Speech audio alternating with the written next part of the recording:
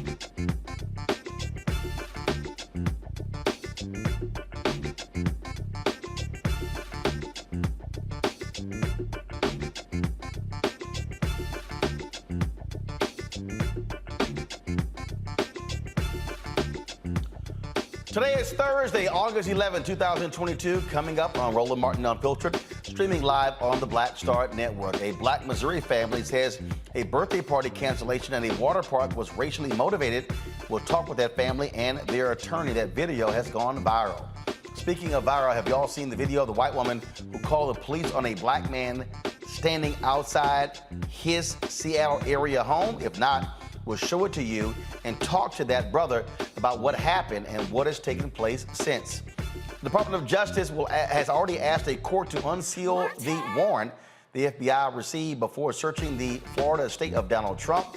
Republicans have been whining and complaining about, oh my God, this was so wrong. Well, guess what? Attorney General Merrick Garland came out in a 4-minute statement speaking of the extraordinary public interest in this case. We'll tell you about a subpoena that was issued months earlier. A Pennsylvania cop with ties to the Blood Street gang pleads guilty to drug and gun charges. And a Florida teacher resigns after the photos of black heroes he paid for are taken off of his bulletin board. Really? It's time to bring the funk on Roland Martin Unfiltered on the Black Star Network. Let's go. He's got it. Whatever the miss, he's on it. Whatever it is, he's got the scoop, the fact, the find. And when it breaks, he's right on time and it's rolling. Best believe he's knowing. Putting it down from sports to news to politics. With entertainment just for kicks, he's rolling. It's on go, roll, y'all. It's Roland Martin, Rolling with Roland now. He's funky, he's fresh, he's real, the best, you know he's Roland Martin now.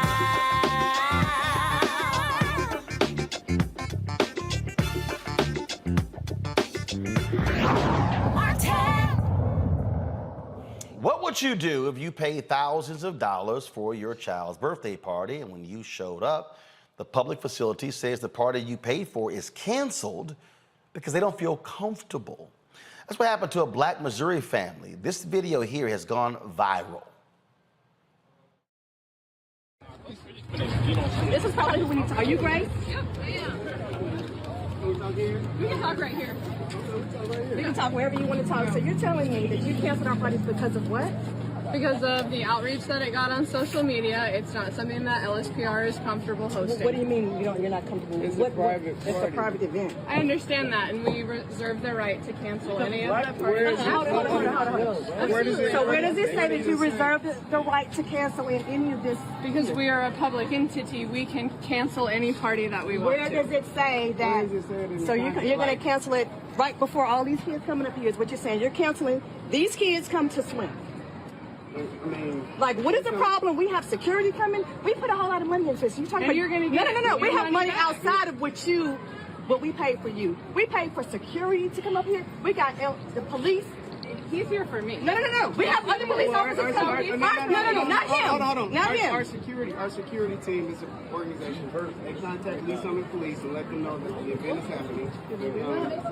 I mean, you probably don't. I've been here all day. Honestly, I don't know. Yeah, I mean, they contact me. I mean, it's. We had it's hurtful. Hey, you locked your doors, right? Cancel on a kid's birthday party, a private party, because of. You're not comfortable. Because you're not comfortable with what are you uncomfortable with? What are you uncomfortable with? The outreach. You see, it's racist.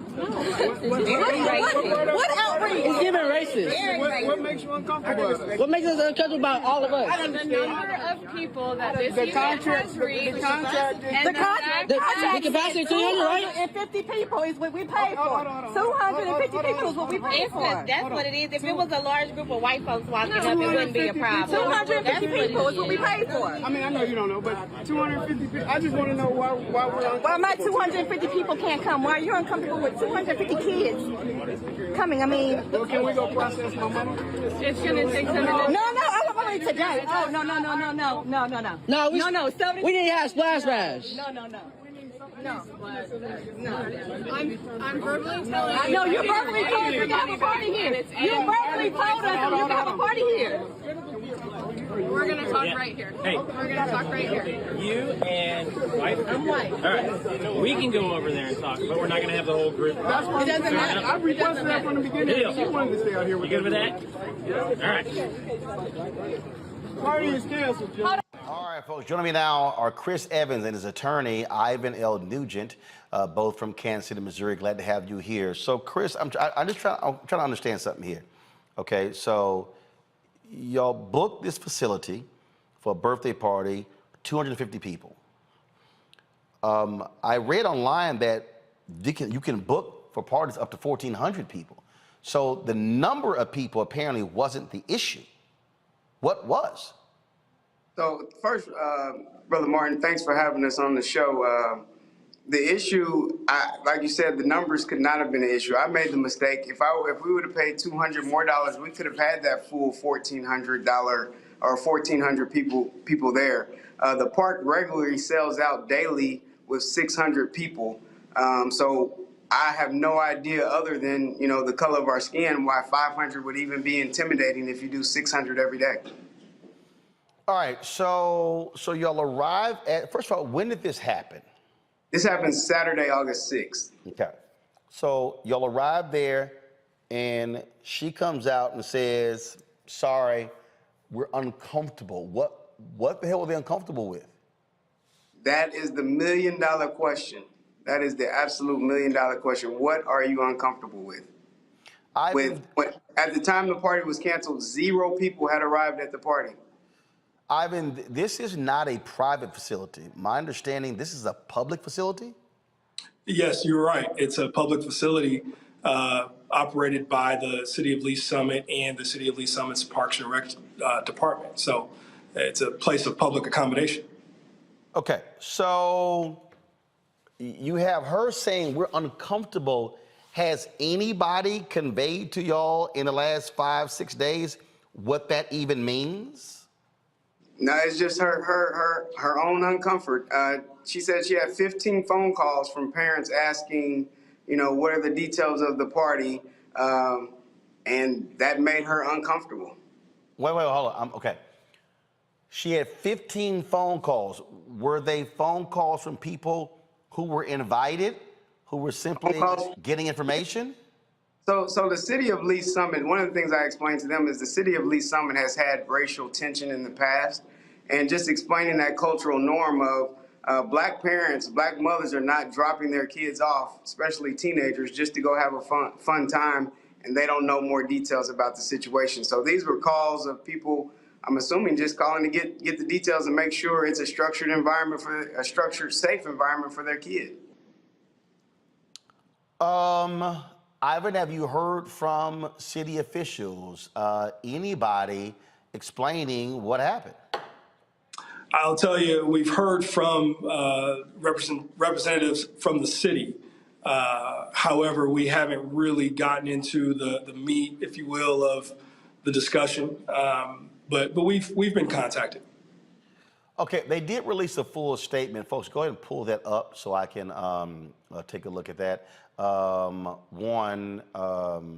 This is what they said. Come on, pull it up. Lease Summit Parks and Recreation has completed an internal review of the cancellation of a private event scheduled for August 6th.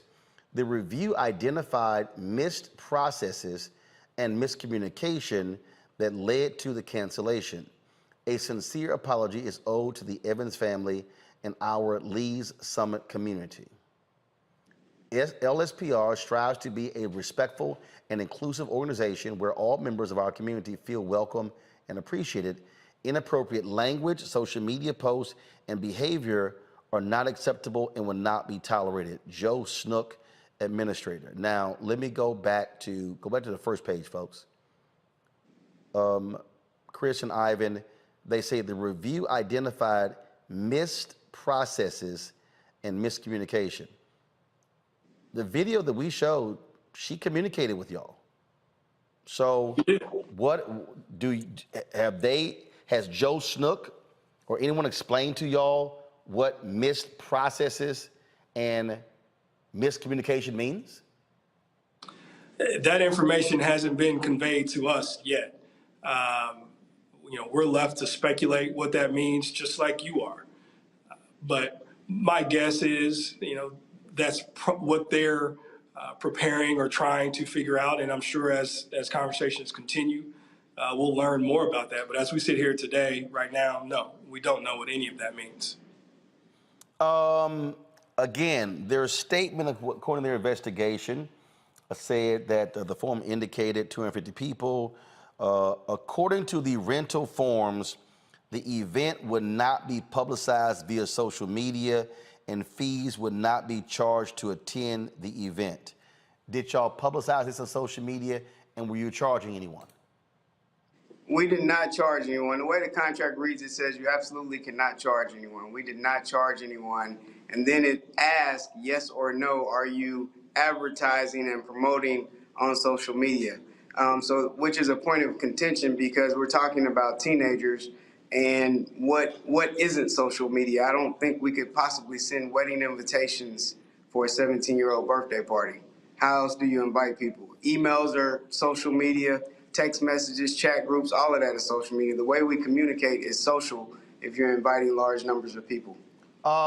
They say here that it has been our experience that social media marketing and or ticket sales have the potential to increase event attendance beyond the number initially stated and can result in insufficient staffing and security. The no answers provided on the form by the booking party did not create concerns. Yeah, okay, no concerns were created. So what the hell? Yeah, it's been a bunch of back and forth, as you can tell. Simply from their own communications. The reasoning behind it makes zero sense.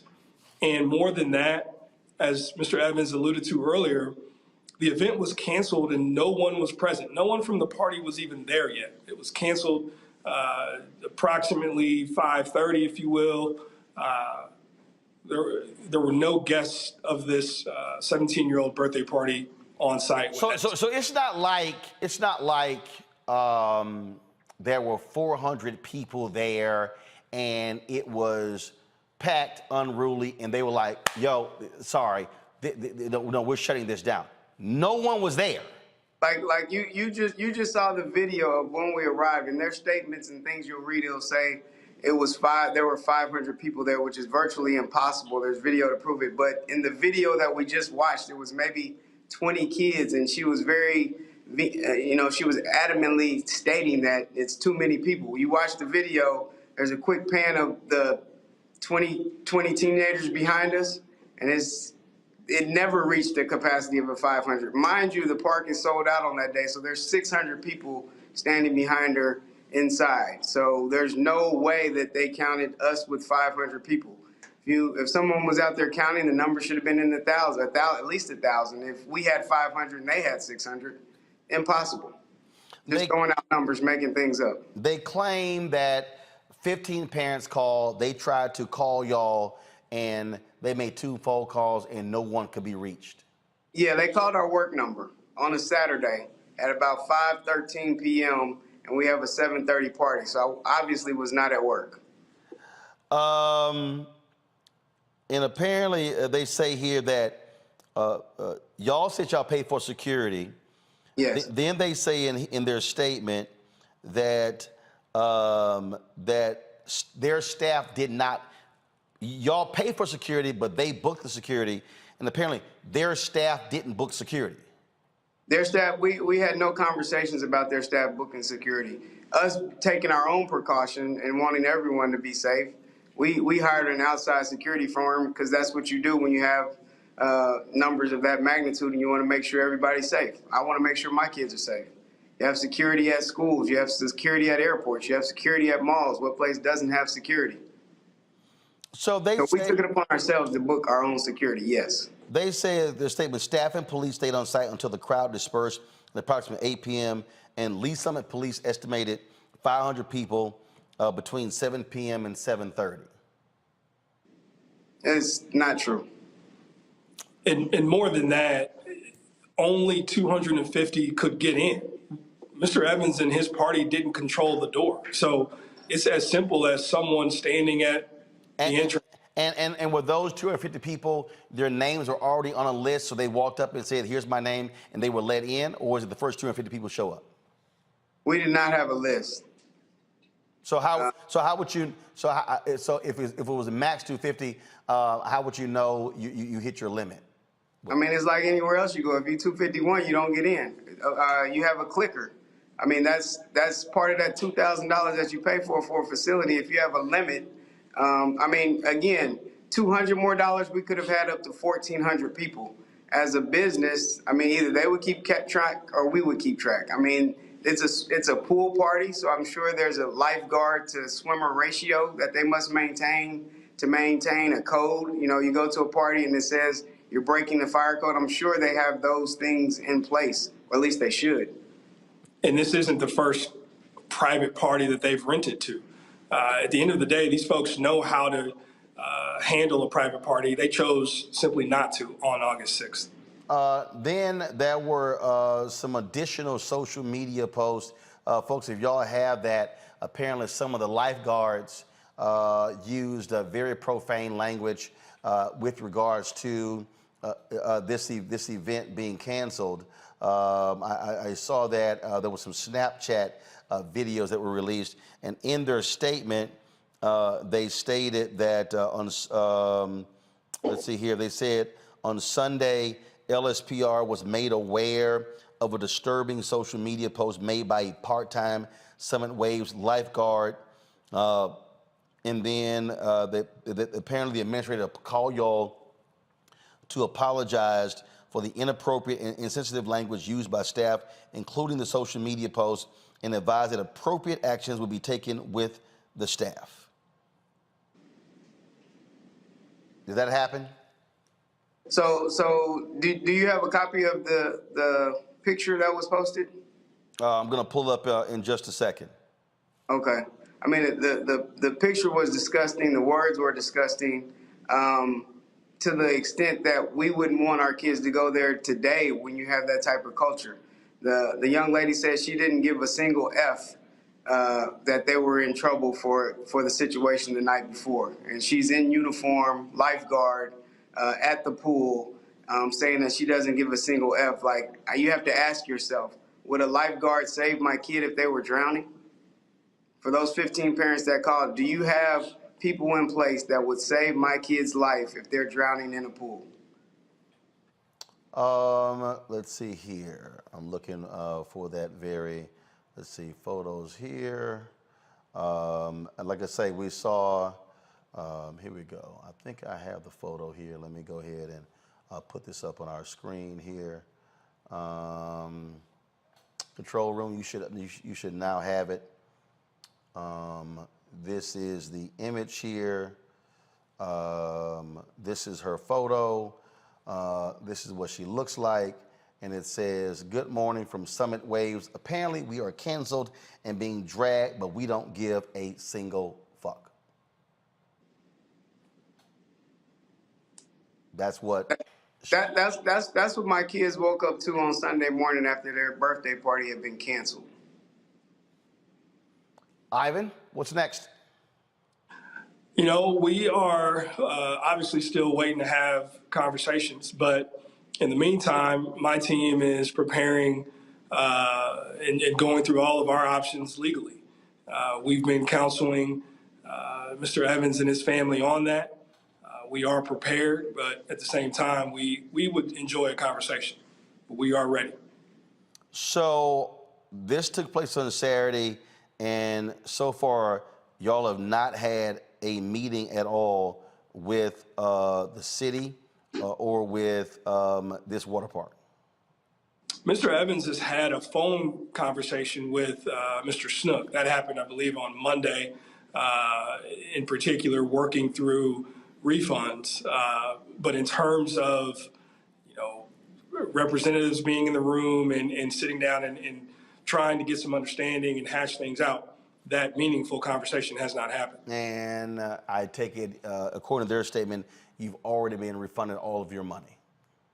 Yes, I have been refunded. I was not refunded that day. I was refunded the following Tuesday. So didn't get to party on Saturday, got my money on Tuesday. And you plan to throw another party somewhere else? We'll figure something out. All right, gentlemen, we certainly appreciate you joining us here on Roland Martin Unfiltered. Keep us abreast of what happens next. If we could just make one final comment, it would be, there are threats of violence being exchanged. Mr. Evans and his family have received those threats. We understand that the Summit Waves employees has as well. We've put out a statement. We don't condone any violence towards anyone. We'd ask that anyone that is engaged in that, please stop. That's not the goal here. We are moving towards unity and peace. All right. Gentlemen, thanks a lot. I appreciate it. Thank you. All right, thank you. I'm going to bring up our panel right now. Joining us right now is Erica Savage. Of course, she joins us. Erica is with the Refrain Brain. Reese Colbert, founder of Black Women Views, and Dr. Greg Carr, Department of Afro-American Studies at Howard University.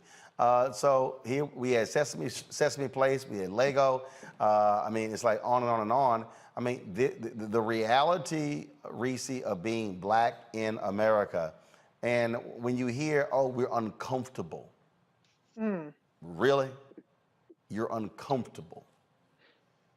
You uncomfortable with all of these extra arrangements I made, pay my money, but you see a bunch of black faces and now you want to cut the fuck up. This is just another situation of Karens being Karen, and now they're trying to backtrack and have a pretext and saying, well, we had these calls and this, that, and the other. Who gives a damn? If you're open on any kind of day, you're going to get calls asking a variety of questions. 15 calls, as they claim, is not a massive amount of calls.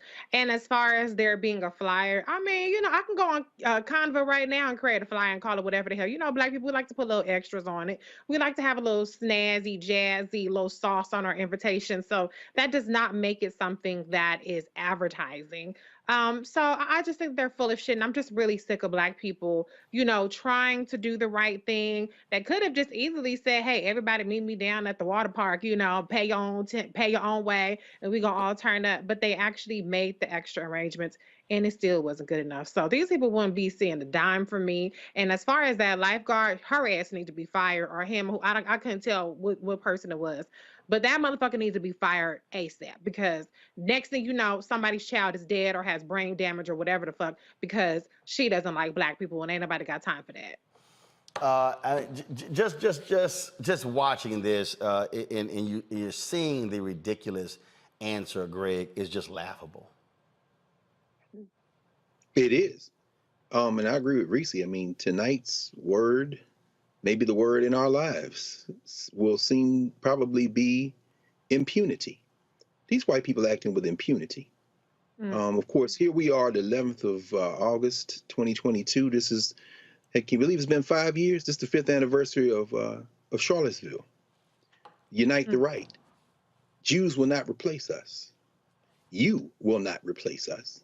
You're getting replaced, baby. That fear of critical mass writ large is the white replacement theory in an individual's body. I embrace that woman. I embrace her fully.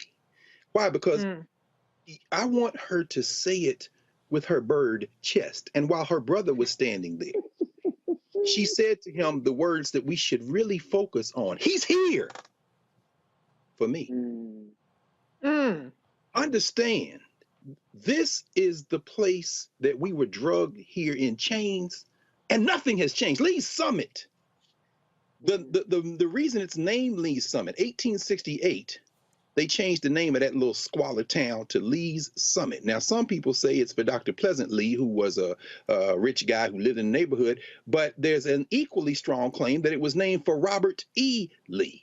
That's a known racist town. You heard the brother at the beginning, Mr. Evans, allude to that. So when finally you asked what's going to do next, and Brother Ivan said, we're calling for peace and unity, bruh, wake up!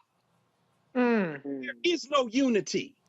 These people have been turned loose in a country where, from the federal government to private industry to everybody screaming about diversity, equity, and inclusion, they have told you it's okay to show your entire ass. It's time for civility is over. Because guess what? If and when you sue them, it's a public facility.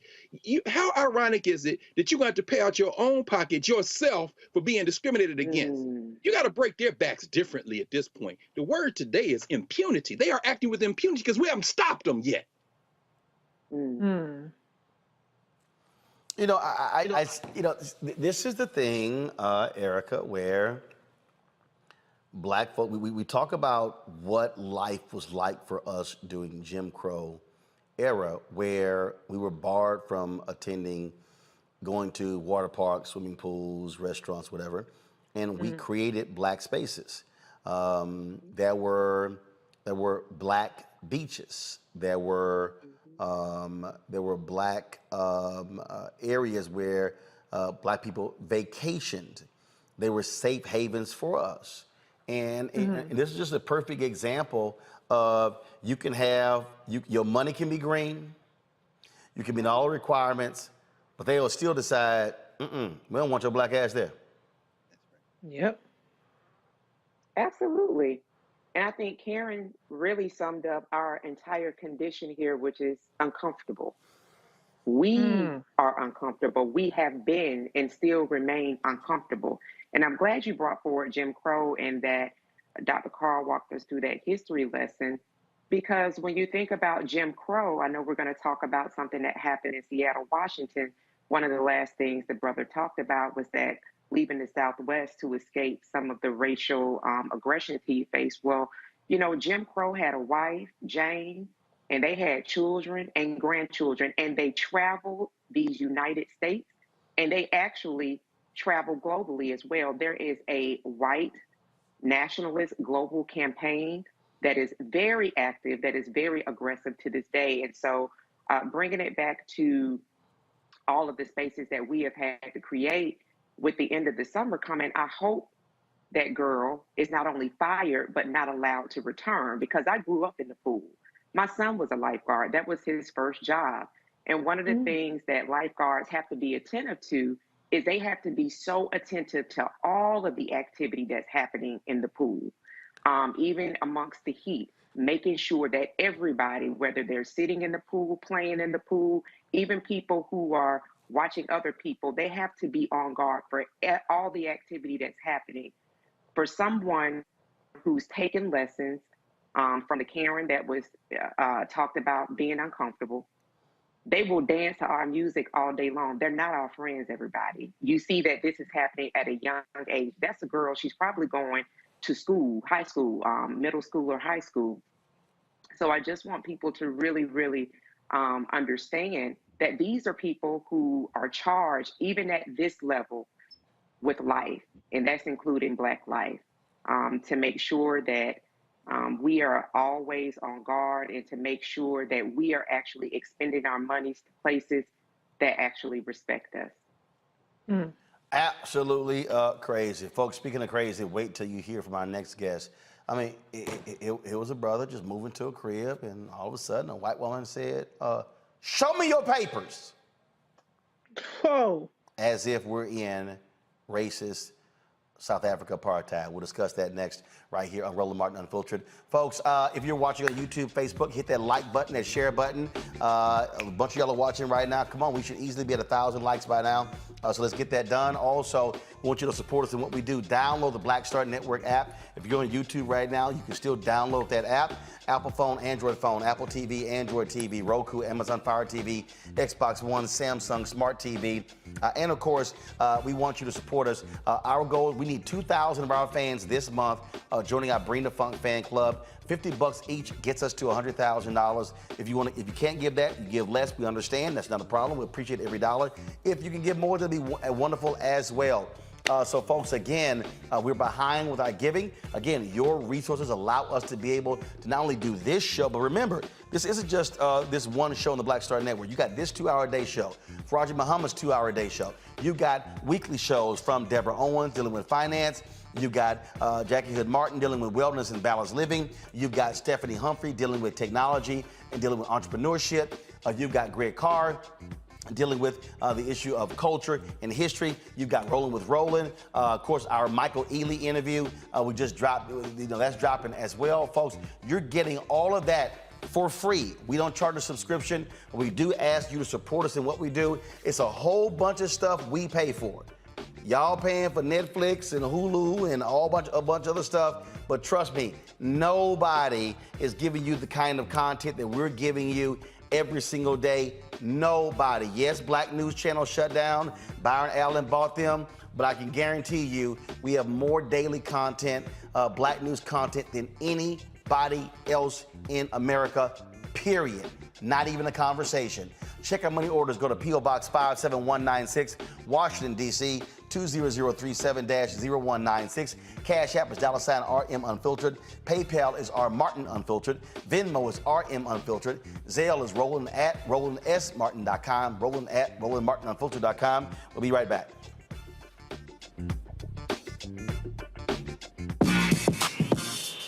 When we invest in ourselves, our glow, our vision, our vibe, we all shine. Together, we are Black beyond measure. On the next Get Wealthy with me, Deborah Owens, America's Wealth Coach, you see the headlines. All frightening, right? Interest rates are going up. The recession is on the way. The stock market is up and down. But you know what they say. Scared money, don't make money.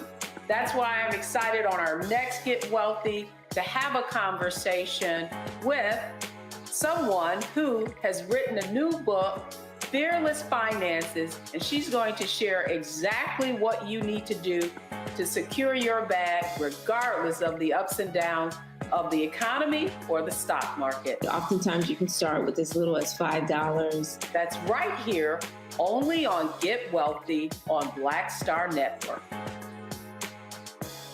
When we invest in ourselves, we all shine. Together, we are Black beyond measure. Next on the Black Table with me, Greg Carr. Succession. We're hearing that word pop up a lot these days as our country continues to fracture and divide. But did you know that that idea, essentially a breaking up of the USA, has been part of the public debate since long before and long after the Civil War, right up to today? On our next show, you'll meet Richard Crichton, the author of this book, who says breaking up this great experiment called America might not be such a bad thing. That's on the next Black Table, right here on the Black Star Network. Hi, I'm LD Barge. Hey, yo, Peace World. What's going on? It's the Love King of R&B, Raheem Devon, and you're watching Roland Martin, Unfiltered.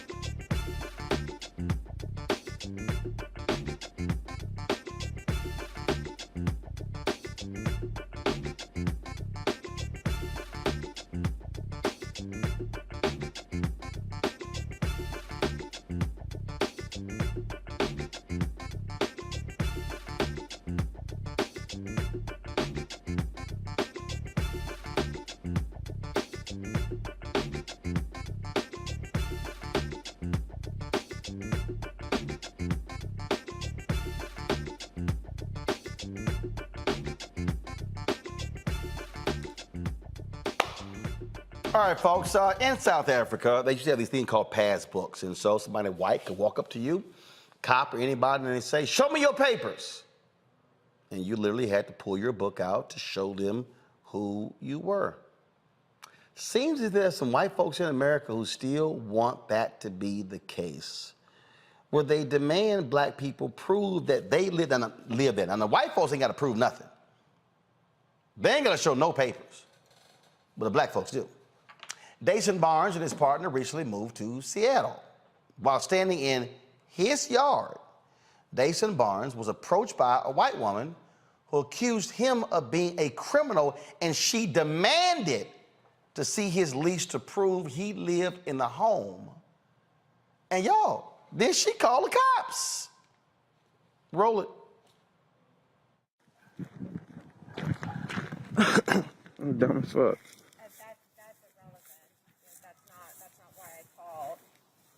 Where your husband at? Baby. Don't interact with her. If you guys guys have a lease, I'd just like to see the lease. No, You ma'am. have no business in For my real. personal documents. At all. They're like in their 30s. Yes, yes. It's just a medium weight. They're The fuck we got to steal something for? Babe, what's that? do not What do we need? interact with her. Get your... Okay, it looks like there's been a misunderstanding. So, apparently, there's been a misunderstanding. When I was driving by, I saw an individual behind the house, and so I stopped. And Profiling. and all the windows are closed, and it looks... It's hot as fuck. The sun is beaming. And so I'm like shocked, and I'm like, okay. And so then I back up, and then I see an individual crouched again, and I'm like, hi, like, what are you doing at my neighbor's house? And then... And I greeted you, didn't I? What's that? And I greeted you, didn't I? So that's when I called 911, because I'm like, okay, like, this isn't my neighbor.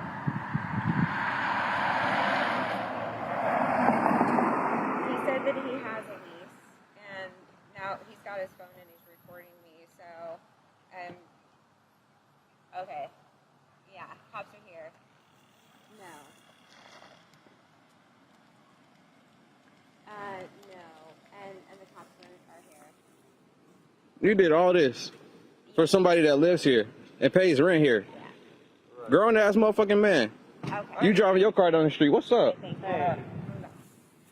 So I guess this woman was harassing my partner here. Oh, please. No. Literally called the cops on the place where we live because Come on, bro. a black man walk in the house. Come on, bro. Oh my gosh, this has nothing to do with her. We can stand right here, bro. To be honest, this is my house. Okay, I just want him to separate from her so we can talk. He's on our side. Without her yelling at us. That's good, Joe. Okay. So, what's going on? I guess she doesn't believe that we live here. We moved here 3 weeks ago. About 3 weeks ago. Annette Williamson, Randy Williamson are the property owners. Okay. We have a lease. It's a really weird issue to have. I was standing behind my house, right here. She pulls up, she stops. Okay. What do you need? I wave, and she pulled off. I heard her car still humming right here. She got a fucking Hemi in that bitch. I heard her car still humming, so I went inside, and I came outside. And she asked me what I was doing here. I said, I live here. I walked back outside because I peeped through the window and I seen her right here. So I walked back outside and I asked her, did she need something? Mm-hmm. And she said, yes, I do. What are you doing behind my neighbor's house? I said, I live here. These neighbors? I don't know whoever she's talking about. She said whoever live here got 2 kids and they don't. We live here. All right. Excuse me. You guys all moved in or just starting to move in? All our stuff's in the garage. Some of it's in the house. Okay.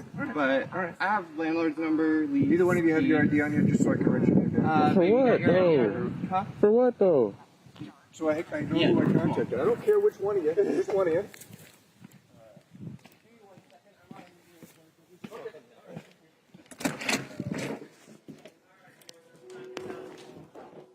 Get the dog. Okay, Dason Barnes joins us now from Seattle, Washington. Glad to have you on the show. First question, is your partner black or white? He's white. Okay. So she didn't question him, she questioned you. Yeah, she questioned me initially, because initially she had saw me in the back of the house. I was sitting there writing, and she pulled up in front of my house, and I casually greeted her as a neighbor should do, or I thought that was right. And she waved back at me, and she kept on going. So I thought it was over. I thought it was just a neighbor being a neighbor. And as soon as I get into my house, I see her reverse her car. And so I peeked through my window, and she's there. And so I walked back outside, and like I said in the video, do you need something? You're not supposed to be here. What do you need? Let me know. And that's what she demanded my papers. And my partner, yes, he is white. And she seemed shocked when I went inside to grab my white partner out. Well, see, that was my whole point. So first of all, how long had y'all been in the home? About 3 weeks. About 3 weeks. Yes, but this was the first time she saw you. Right. I assume everybody, my landlord made sure to let our neighbors know that we had moved in, and we had a U-Haul parked out in front. How could you not see us? And especially if you say you were friends with these neighbors, as you say, as tight as you say you were with them, you should have known they had moved out. You could have gave them a call or whatever the point may be, or whatever you had to do. So you're in your front yard, just minding your business. Yeah, and first I was in my backyard when I first saw her. Yeah, I was writing to pass some time. So I was So sitting you in the just chilling in the backyard, writing, Yep. and she sees a black dude in the backyard. Well, who the hell is that? Right. Right. And then she decides to pull up in the front to begin to interrogate. Yeah. Right. Trying to get some information out of me. And I don't owe you a lick of information. Now here's what I don't understand. So she calls the cops. Mm-hmm. The cops come, and again, here's what I noticed, and it just be reality. Yeah, he's your partner, but he's also white. You're black. Right. Right. Cop asked for the ID. Your partner was fine. You like, whoa. Why in the hell I got to show ID? Right. I don't have to help you with your investigation. All you need to know is that I live here, and that should be the end of it. Now you have to go investigate further. I don't have to show you a lease. I don't have to show you anything. Does your white partner now understand the distinction between y'all two? That yes, I know he was trying to cooperate, but the point you're making, I am not required by any law to prove to a cop that I live here. I ain't got to show you a damn thing. Not at all. Not at all. Does he understand what happened here? Yeah, he does understand. He definitely does. Definitely does. So the police. So what happened after the police asked for the ID? So I went inside of my house to get out my ID just to speed everything along, because I really wanted these folks off my property now. Like I ran here. I'm a taxpayer. I go to work every day. I work with people with IDD. So I just went in and got my ID, and I came back out, and he said, "Thank you, Dason. Have a good day." And I don't think they handled that in the right course of action, the right manner, I would say, because there's no recourse for us now. Because now going back, they did not file a police report. So now that me and my partner went back to see a police report, we can't file anything. So now we have no recourse of action in case this lady decides to do something again. And that's what I'm most worried about. You know, this is, I mean, we've had other stories like this. And what gets me is she really, again, this is where whiteness comes in. She really believed that she had the authority to demand of you to show her something, to prove to her that you were legitimate. Right, for sure. And that's not what I'm going to do. And then again, on that same standpoint, I'm not going to allow you to weaponize the police against me. Like, I'm not going to allow you to call these cops and then you have no consequences. You feel like you're privileged enough to do that, and then to get away with all these false accusations and false claims that you have been doing. And I that's what I'm here for, and that's what I'm trying to stand for. There needs to be consequences for these actions, period. Have y'all had a conversation with that officer's commander or police chief to say, and how did that go? We are actually in the process of doing that. I'm thinking of taking a small civil claim in court, and then I wanted to take another claim on the King County Sheriff's Department. And so we are in the process of gathering all this information and putting it together. I'm working with a friend this weekend who works for BIPOC, which is Black Indigenous People of Color. He works with their organization. I'm working with him to go to further action, see what we can do to pursue further action. When did this actually take place? August 3rd. At 11:30. Has there been any conversation with her since then? No apology, no nothing. And there was a post released on Instagram, and she stated that she would do it again. She felt that she was in the right. And we did news. We did a news interview with Cairo 7, and she has stated that she had apologized to her sponsors, but she has yet to apologize to me or my partner. Wow. So there has been no conversation. Wow. How have you been received by the other neighbors? Is she the only neighbor who has demanded to see your papers? She is the only neighbor that has demanded to see my papers. I had my neighbor. I'm not going to release his name, but I had my neighbor come out across the street, a white man, and he came out and introduced himself, and the neighbors across the way, their Asian family, they introduced themselves. Everybody's been nice and genuine to us. Nobody's been disingenuous except her. Except this one nosy ass white woman. Exactly. Exactly. Except this nosy white woman. Wow, that there is indeed incredible. So you said you may be pursuing action against in this. Go ahead. We're definitely pursuing like a small civil claim against her, and for the Karen Act. I forget the numbers that go with it, but for the Karen Act that did take place June 11th of this year, and here in Washington. So we would definitely be taking some action Because a state law was passed there specifically to deal with stuff like this. Exactly. All right. Well, Jason Barnes, let us know what happens. All right, I will do, Mr. Roland. I got your contact information. I'm gonna definitely hit you up. All right, brother. I appreciate you joining us. Thanks a lot. Yes, sir, brother. Thank you. All right, Greg, I'll start with you. Again, we have done numerous examples of this story. I mean, example after example after example, where the white folks in this country, they just flat out, hey, they got the absolute right to question black folks about anything. I mean, damn it, we can't sell lemonade, we can't barbecue in the park. I mean, we have all of these segments, crazy ass white people, and of course, you know, I got these advertisers out here who are like, oh, here's a segment called Crazy Ass White People. Yeah, here's why. I mean, this is the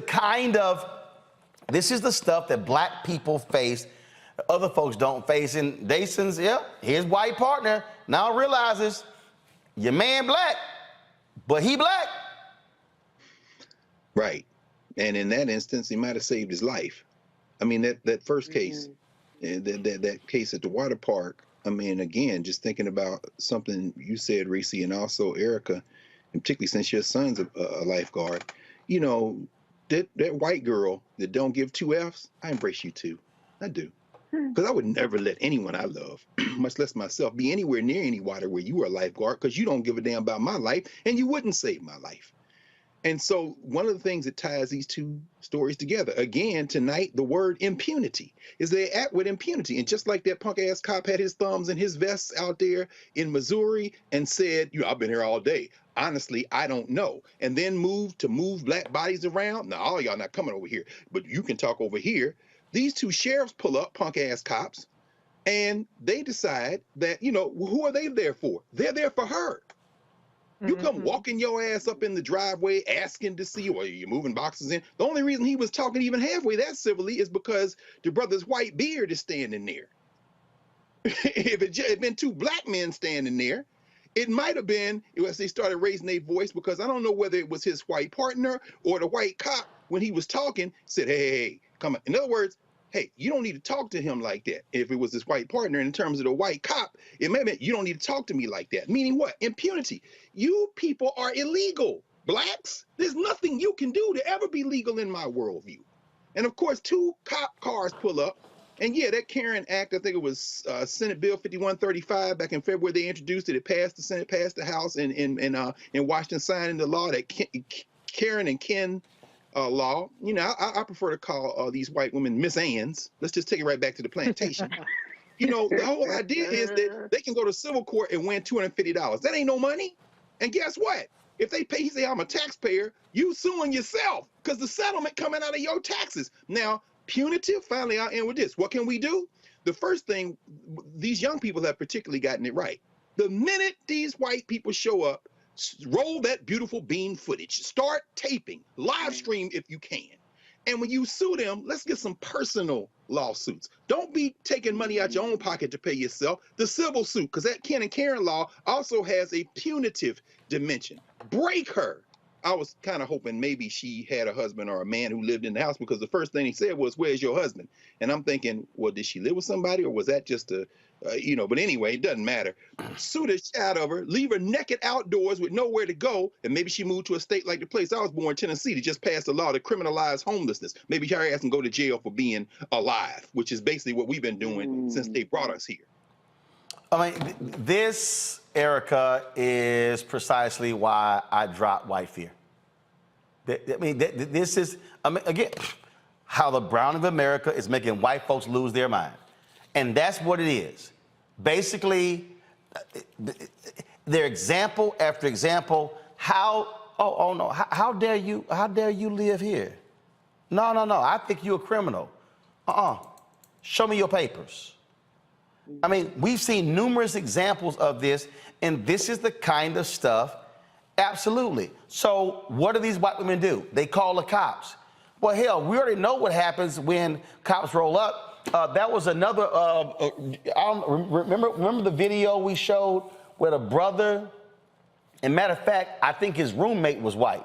The brother was just cleaning up. He was picking up trash in the front yard. Man, the cops rolled up. That brother could have got shot. That's right. Because somebody dared, oh, no, he don't live here. He looks suspicious. And he was picking up trash in his own front yard. It's rinse and repeat, Roland. And if anybody hasn't pre-ordered that book or Reese's book, you need to go ahead and do that today. I've done both. But rinse and repeat. And then here's the other piece, and this goes to the story that we just covered a few moments ago. Now we have to also tie this to the health implications for Black people. So it's not only that, and these are not microaggressions, these are acts of intentional harm that have the capacity to be lethal. So now we're talking about poor health outcomes for Black people. We're talking about increased propensity to depression, anxiety. Now we're talking about stress that's been induced. Now we're also talking about enter heart disease, enter type 2 diabetes, and then you also enter coma, et cetera, et cetera, et cetera. Now you're taking years off of Black life, and it starts very early because of the audacity of the Carol Bryant type that continues to exist in these worlds. So these are things that, like you said, Dr. Carr said a moment ago, take your cameras out. Make sure that you continue to light these people up, because the other part of the audacity is that she said that she would do it again. She said that she would do it again. That is a captured comment that he mentioned on social media. She said that she would do it again. And Reese has talked about this in commentary previously. Sue them. Become more litigious. Dr. Carr just laid out, not only with the Ken and the Karen Act, but to go after their personal property. Everybody should have that kind of insurance coverage, but go after them. Make them remember it. Make them think about it. And then maybe they will think twice before they cause intentional harm to a Black body. To that particular point there, Reese, that is a great point that Erica makes, because this is the stress that Black people have to endure. And I often say, white folks, it must feel great to be able to roll through life, and you're not sitting here worried about someone saying something stupid. You're not worried about going to Bible study, the Black church, and somebody white rolling in and blowing you away. You get to shop. Don't worry about getting followed just because of your skin color. It's great for you to get to deposit money in a bank, and then folk ain't wonder whether you're trying to rob the bank. I mean, these are realities of being Black in America in the 21st century. Absolutely. And I said to somebody, reposted a clip from a while ago, white people, mind your damn motherfucking business, especially you, bitch, up there in Seattle. Here's the thing that tripped me the fuck out.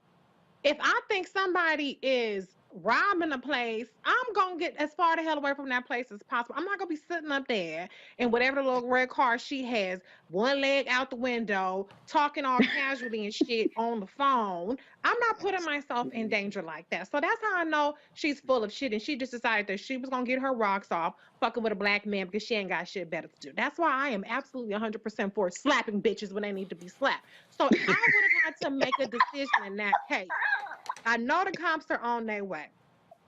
So am I going to keep it cool and or am I going to wild the fuck out and then get a wrongful arrest situation? Now, if I get a wrongful arrest situation, this becomes a bigger story. Maybe I can get more money in that punitive damages, but then again, I could also end up dead or dead in jail. So there is the mental decision making we have to make in that process, like Erica said, which is traumatizing in and of itself. So it's really a no-win situation. I don't have the restraint to not completely violate homegirl. in my yard telling me, demanding that I show her shit, which I don't have to do, it would not have been a comfortable situation for her. So that's part of the problem. She felt very comfortable, very powerful in that stance. She wasn't shifty. She wasn't, oh, stay back. Oh, don't come up over here. No, she felt a little bit too comfortable for my taste. So I'm for recording, but before you record, cuss these motherfuckers out. Get all of the bitches, everything, every situation you can have, and every kind of slur out, and then you hear recording, be like, I don't know what's happening. You switch it up, and then it ain't on tape. That part ain't on tape. Make sure you get all your licks in, and then you put the record button, and then you go on ahead. And, I'm just an upstanding Black citizen. Oh no, she's racist. I would never. That's what you have to do. But you got to start making these people more comfortable. And to the white boy boyfriend, where the hell was you at? If I'm with a white man, which I'm not, my husband is Black.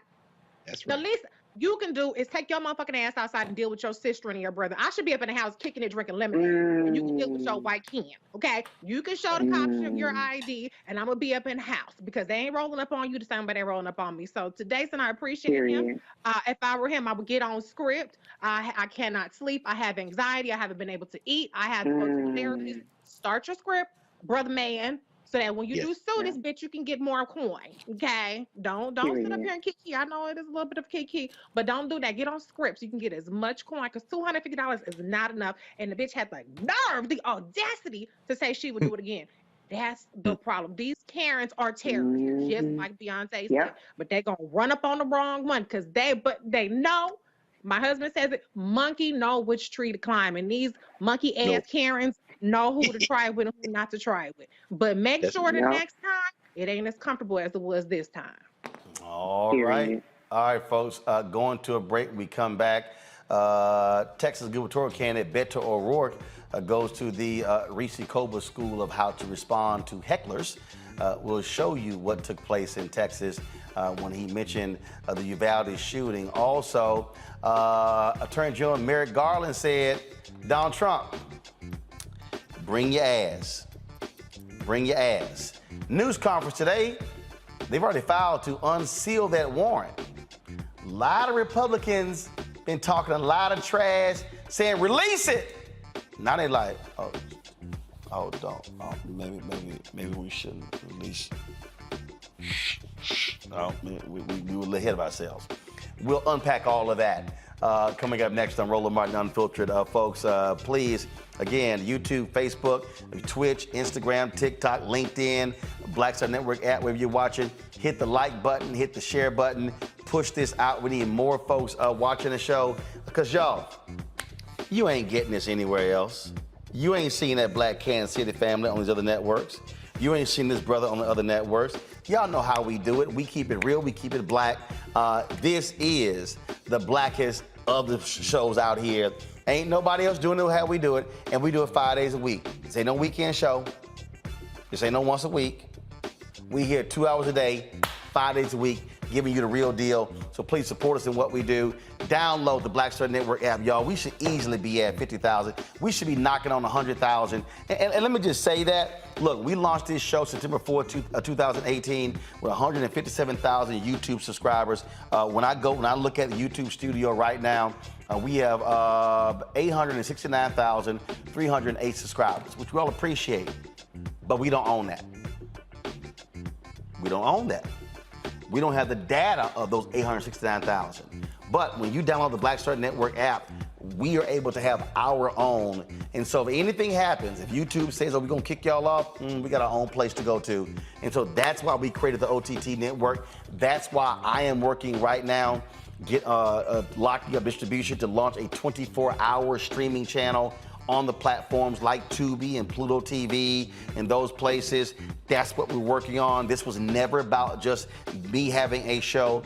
It was building out a network. Right now, again, we got two shows in development, another weekly show as well as another daily show featuring a sister. So there's a lot of things that we're going on, folks, and your support is critically important. So download the app.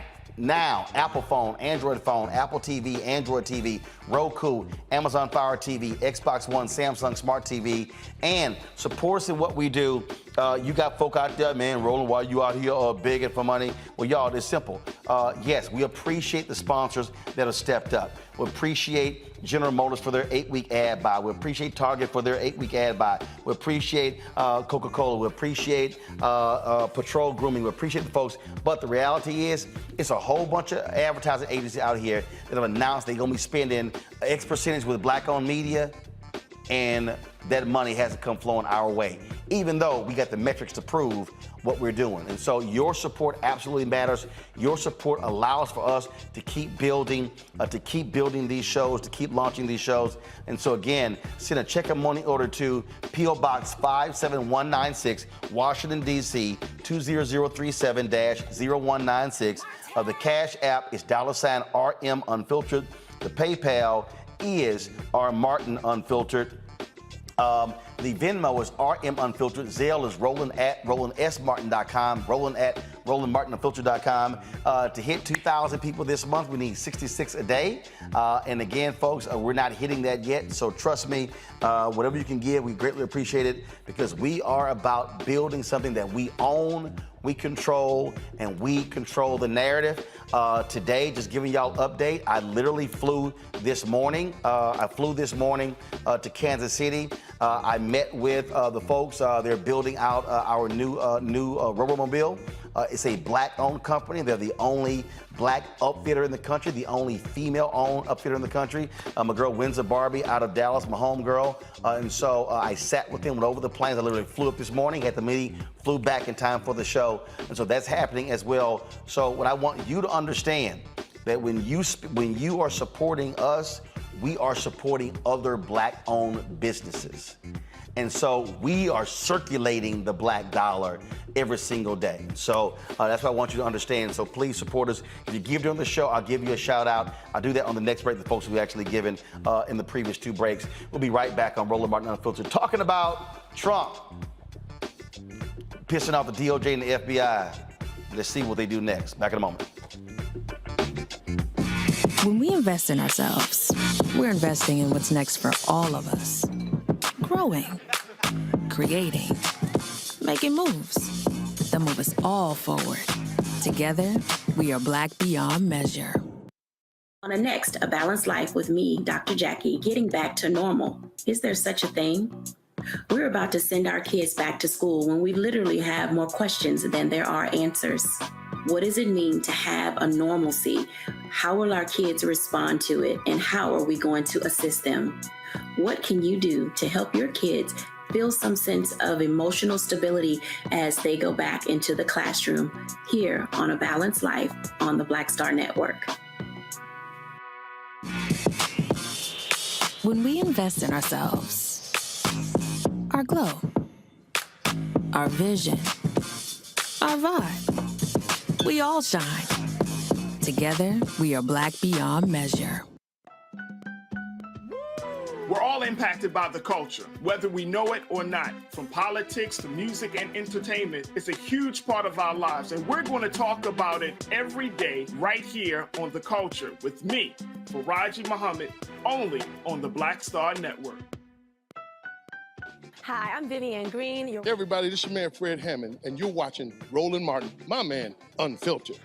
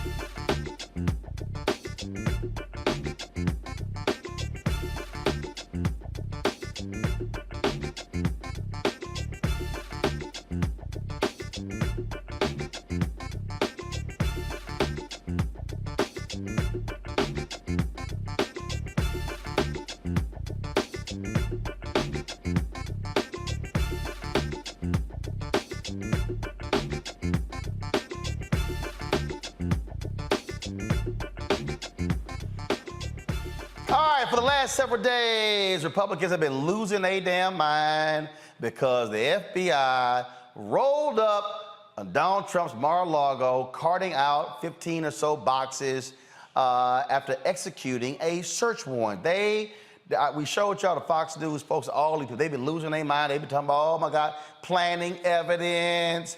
Donald Trump asserted that.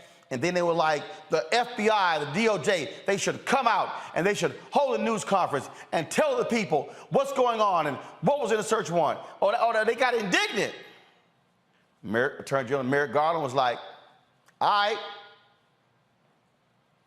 I got something for your ass. Roll it. Since I became Attorney General, I have made clear that the Department of Justice will speak through its court filings and its work.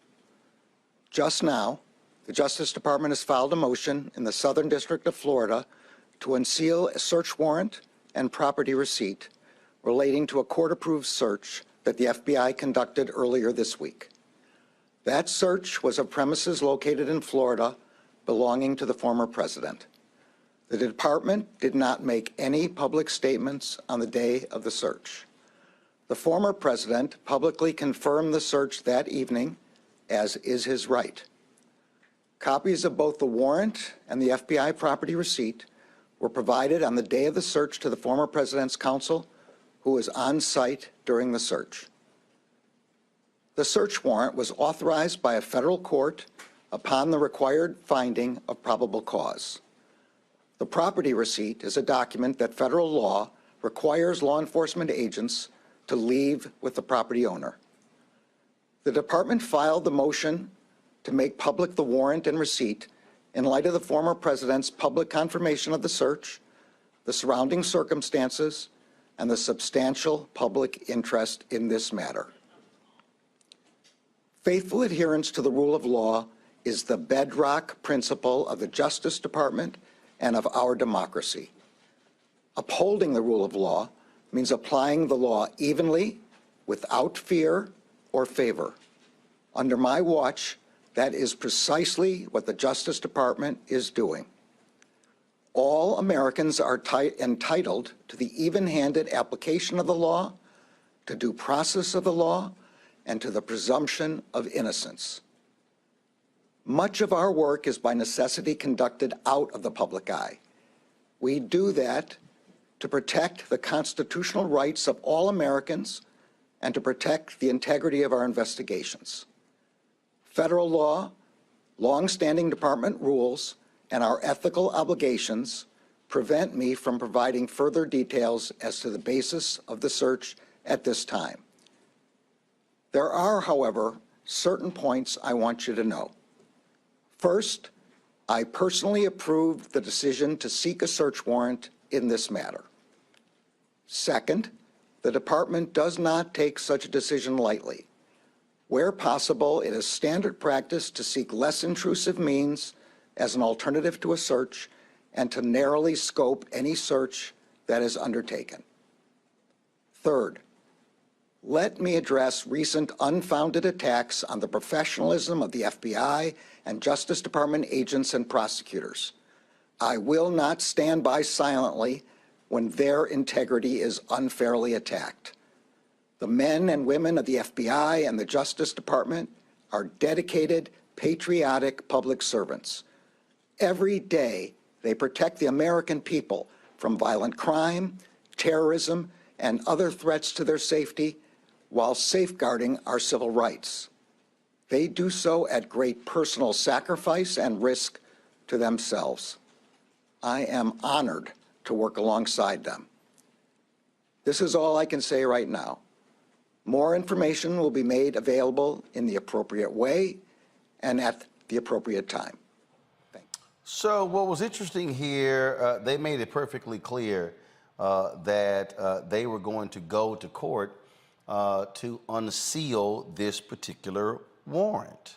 Now, it's been interesting watching all the responses.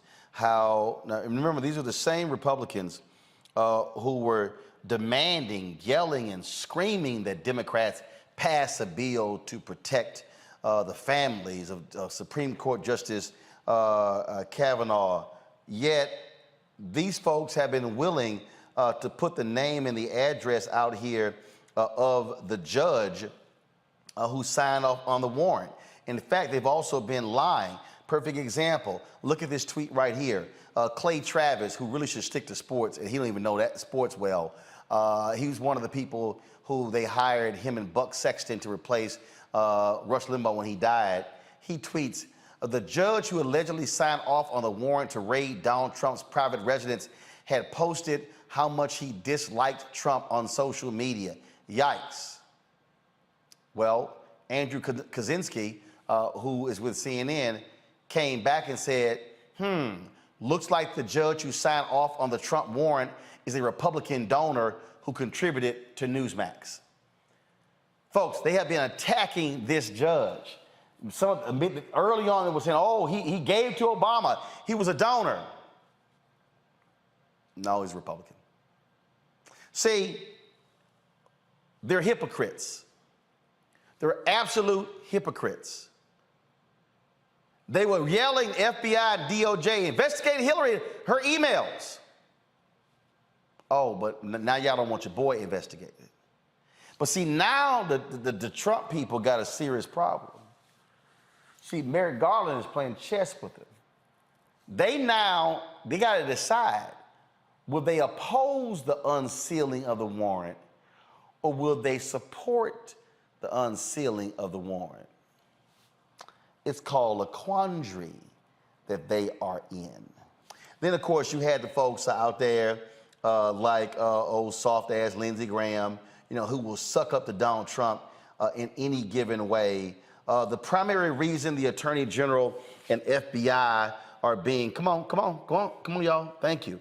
The primary reason the Attorney General and the FBI are being pushed to disclose why the search was necessary is because of the deep mistrust of the FBI and DOJ right here, operative right here, when it comes to all things Trump, such as the Crossfire Hurricane and Mueller investigation. See, y'all, their problem is, look at this here. This fool says, I'm urging, actually insisting, the DOJ and the FBI lay their cards on the table as to why this course of action was necessary. Until that is done, the suspicion will continue to mount. Now, y'all, let me explain something, y'all. Lindsey Graham was a JAG attorney. He was an attorney in the military. He know damn well the FBI and the DOJ does not disclose information like this. You heard Garland say the only reason he came out to disclose it because Donald Trump put it out there and then started putting out lies. The Trump folks lied by saying, oh, we never got a copy of the warrant. Our attorneys were never present. None of those, y'all straight lied. And so it was so bad, Charlie Gasparino, who is with CNBC, let me find this particular tweet. I sent it out earlier, and because y'all got to understand again the lies that have been told and the games that they play in order to get the fools to go along with it. I'm trying to find the response to this tweet because it really was nonsensical, y'all. And here it is right here. Come on, go to my iPad. Fox Business's Charles Gasparino stands by his reporting that Team Trump wasn't given a copy of the warrant. I'm just going to play for y'all what he said. Hold on one second. Let me roll it back. Okay, go. He's got a scoop on that warrant prompting the FBI to raid Trump's home. We caused quite a stir yesterday, got picked up a lot, on my tweet and my report that the Trump people were looking at three things. Some sort of a court order to compel the release of the affidavit, to compel the release of what's known as the return. That means everything that was taken. They say kind of an inventory of everything, okay? And to compel the release of the warrant. Now, I spoke with Trump people. I spoke with Eric Trump. They tell me they don't have the warrant. Okay, they've seen the warrant. Because the Department of Justice says, well, the president can, the former president can release the warrant. They told me they didn't have it. Now, if you listen to what Ashley said, the warrant's under seal. There's got to be a mid-ground here that is accurate, which it sounds to me. She was shown the warrant. The lawyer on the scene, I think her name was Christina Bobb. Apparently by a distance of 6 feet, so she couldn't inspect it very carefully. I heard that too. And then whatever she was given was not the full accounting of, not the full thing. You know, it was a redacted document apparently. But it's just so bizarre because we're trying to get to the bottom of this. Because trust me, my Twitter page is blowing up on this stuff. You know, was she given the warrant? Wasn't she given the warrant? Did she just see the warrant? Charles, I mean, you heard 6 feet. I heard 5. Charles, really? You actually believe liars? The attorneys were present. They got the warrant. They lying to you, player. They are lying to you. Today's action, Erica, I think, is again, this is how you got to deal with liars. The Republican Party's whole intent, they will suck up to Donald Trump every way imaginable. They do not care about breaking the law. And this is the same fool who actually made it a felony to keep classified documents because he was pissed at Hillary Clinton. Oh, now they're using it against you. And so I need everybody watching to understand the entire, that's why, stop saying the Trump wing of the Republican Party. It's the entire party. These people will do anything to protect this man because they want power.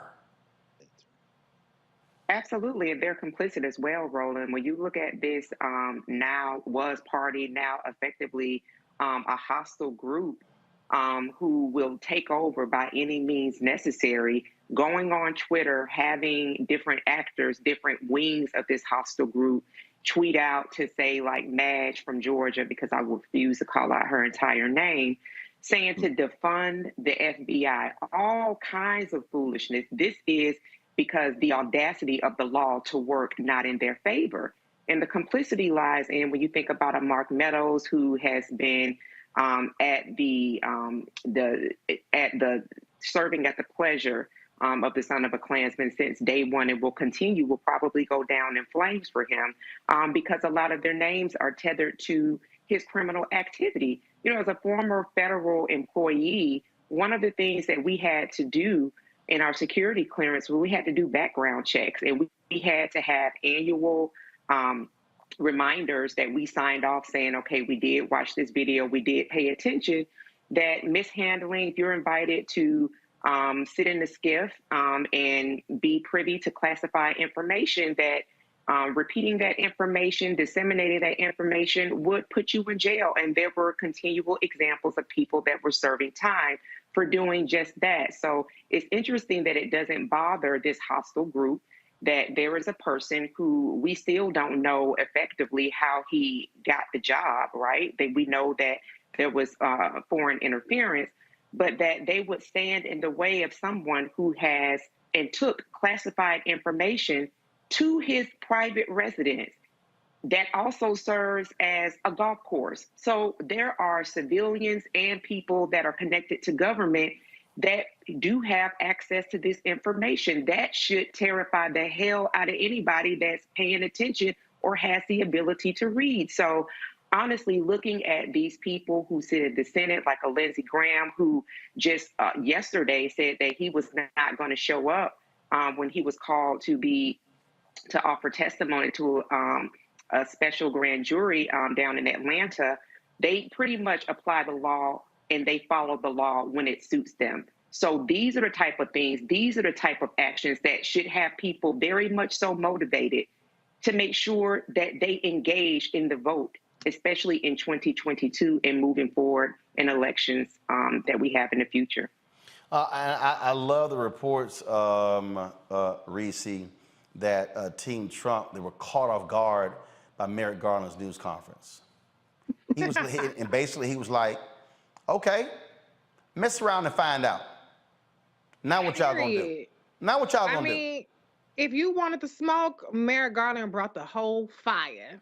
Okay, you should have had your chimney open because court is in session. And really what they've done is they've raised the stakes on the situation, because I'm of the mindset, there was no guarantee that even with this warrant that, that Trump was going to even see any kind of criminal charges from this. A big part of criminal charges relates to intent. And, the part of the problem that people get caught up on is actually the cover up. So this kind of intimidation, this kind of public campaign could potentially serve as evidence of more efforts to try to cover up his bad deeds. But the reality is that the Trump administration has played fast and loose with security clearances, with classified data from the beginning. People might not remember that Jared Kushner and Ivanka Trump were initially denied security clearances by career professionals. And the Trump administration went over the advice to grant them security clearances. Now, Jared Kushner has a $200 billion deal with the Saudis.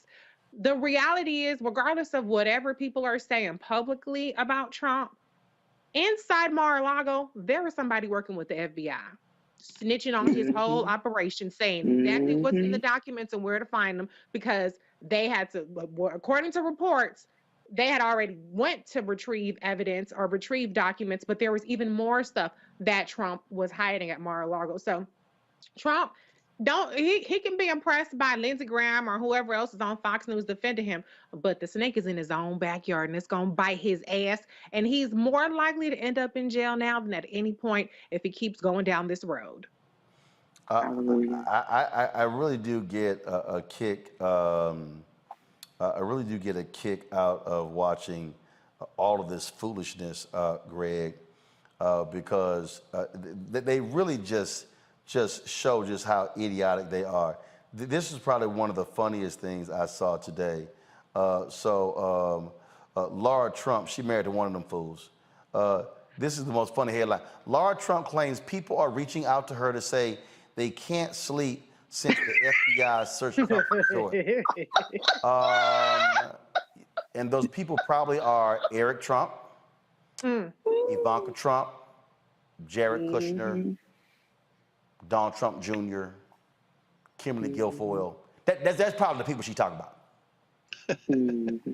I hope so. I hope so. Of course, the joke I've been seeing going around is that the FBI busted the front door, and without even looking up from his Xbox, Barron was like, "Safe's in the back." But anyway, in other words, it may be young Barron, but at any rate, he messed my reputation up forever. I'm at the beginning of my life. But I'm thinking about something you said a minute ago, Erica, about the impact of stress on our lives. And I think about one of my colleagues and just a master teacher at Howard, Jules Harrell, who is a psychologist by training, clinical psychology, personality psychology. When the domes go up on that police light, when you're driving down the street and your heart skips a beat, it takes a few seconds off the end of your life. Being Black in America, every time our stress goes up, as you say, sis, that takes a little bit off the end of our lives. So you white people, Trump family, you'll never know what it's like to be Black, but it couldn't happen to a better group of people. Welcome. Welcome. You're never going to be able to sleep at night. Guess who will never take another breath on this side? That will be Breonna Taylor. Come on. So I don't give a damn if you never sleep again, you devils. Come on.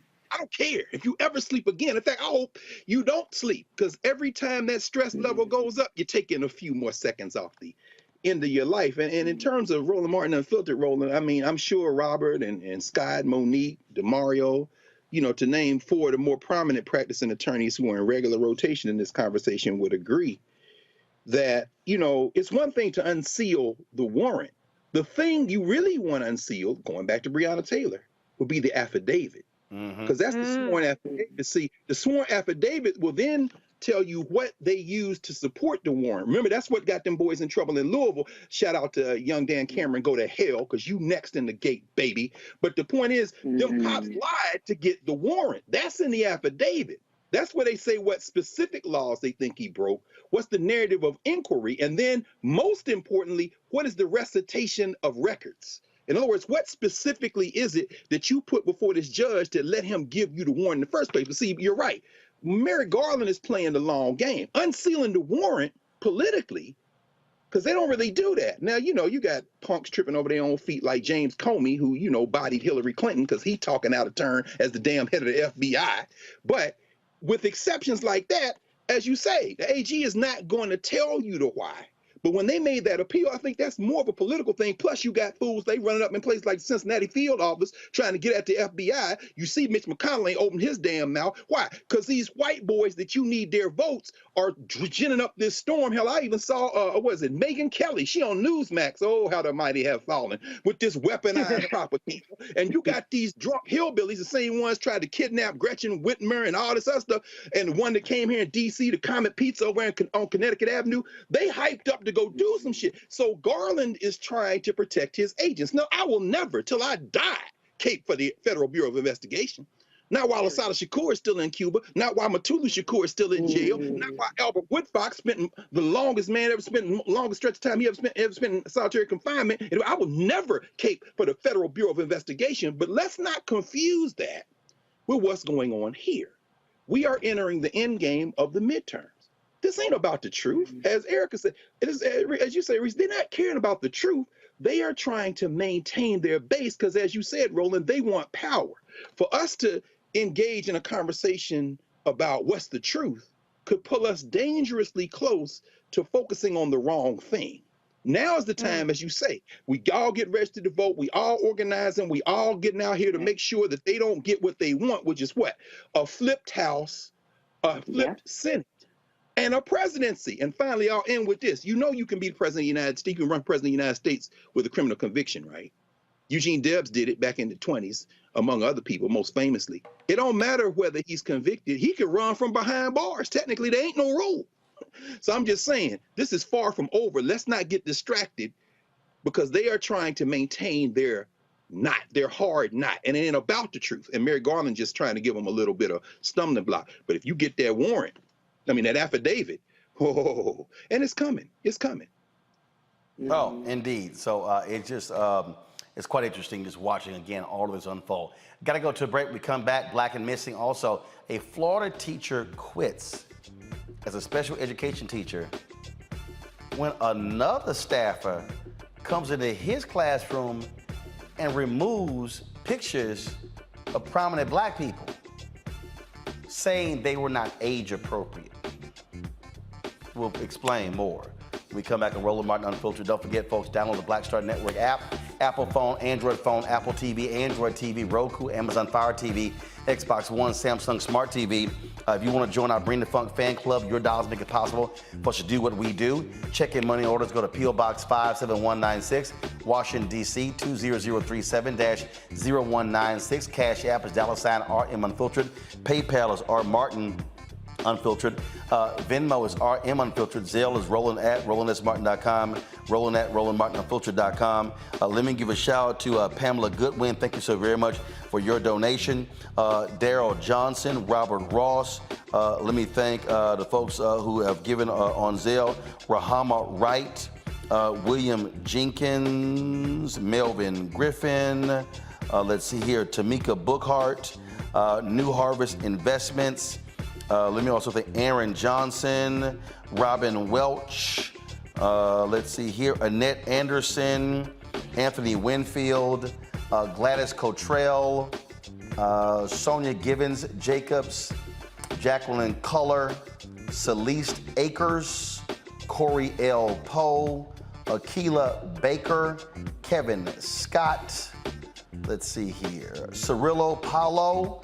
Thanks, Daryl Arnold. Thanks a lot, Antonio Williams. And let's see here, Robert Ross, Clifford Jones, Anthony Ivy, Akeisha Cooper, Anita Thompson, Regina Gladney, Stanley Lewis, Let's see here. Robert Woods Jr. On Venmo. Byron Wiley. Denise. We also have, let's see here, Deshaun Freeman, Mark Grant, Joel Clark, Gregory, Timothy Williams, and let's see here, got another one here. Let's see, do the name showing up? Let's see, I'm looking for the name, Again, I already said Pamela Goodwin, Timothy Williams, thanks a lot, Lisa Bell, Pauline South Barnaby, Kevin Lundquist, Darlene Gloria Blackman, Rhonda McCarroll, Letitia, Tone. There we go. So I appreciate all of y'all for giving you on the show. Anybody else who get in the show, you're gonna get a shout out right here, live on the air. I'll be right back.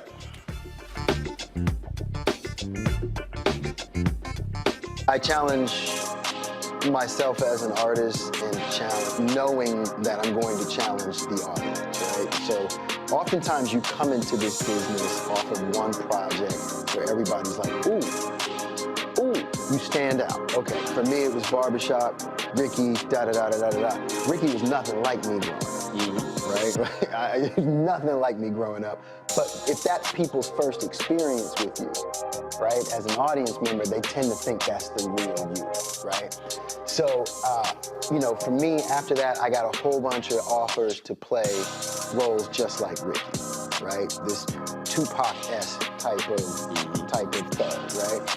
And I just said no over and over again. And then you keep trying to do other things. Then I went through a series of romantic movies and romantic leads, and you know, I always try to bring some sort of gravitas to those roles.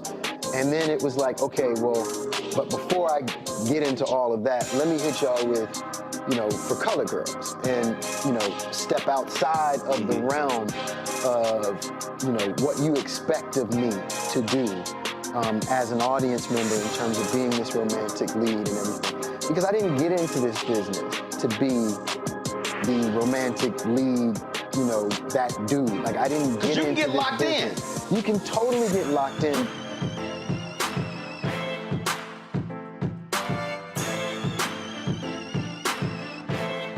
When we invest in ourselves, we all shine. Together, we are Black beyond measure. Next on the Black Table with me, Greg Carr. Succession. We're hearing that word pop up a lot these days as our country continues to fracture and divide. But did you know that that idea, essentially a breaking up of the USA, has been part of the public debate since long before and long after the Civil War, right up to today? On our next show, you'll meet Richard Crichton, the author of this book, who says breaking up this great experiment called America might not be such a bad thing. That's on the next Black Table, right here on the Black Star Network.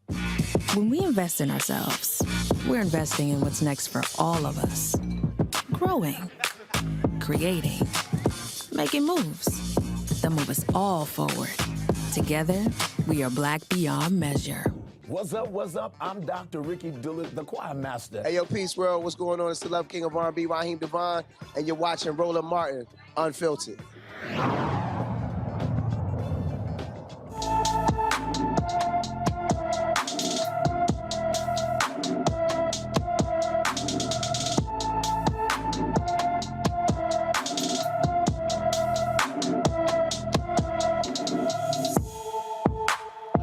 Daysani Bonilla has been missing since June 28th from Chicago.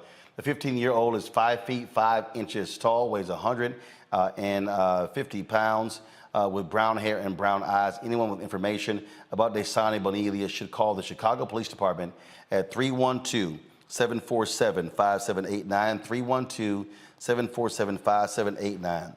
Folks, in Florida, a teacher has resigned their job after an employee removed photos of historic Black civil rights figures from his bulletin board. Michael James, a special education teacher, taught for 15 years. He called the incident absolutely racist. The employee removed the images of Dr. King, Harriet Tubman, Colin Powell, and George Washington Carver, saying they were age inappropriate. James said most of his students are Black, and it is vital to show leaders who look like them. James resigned and sent a letter to Escambia County Superintendent as well as the Governor Ron DeSantis. The school district is investigating the matter. I'm sorry, teacher's white.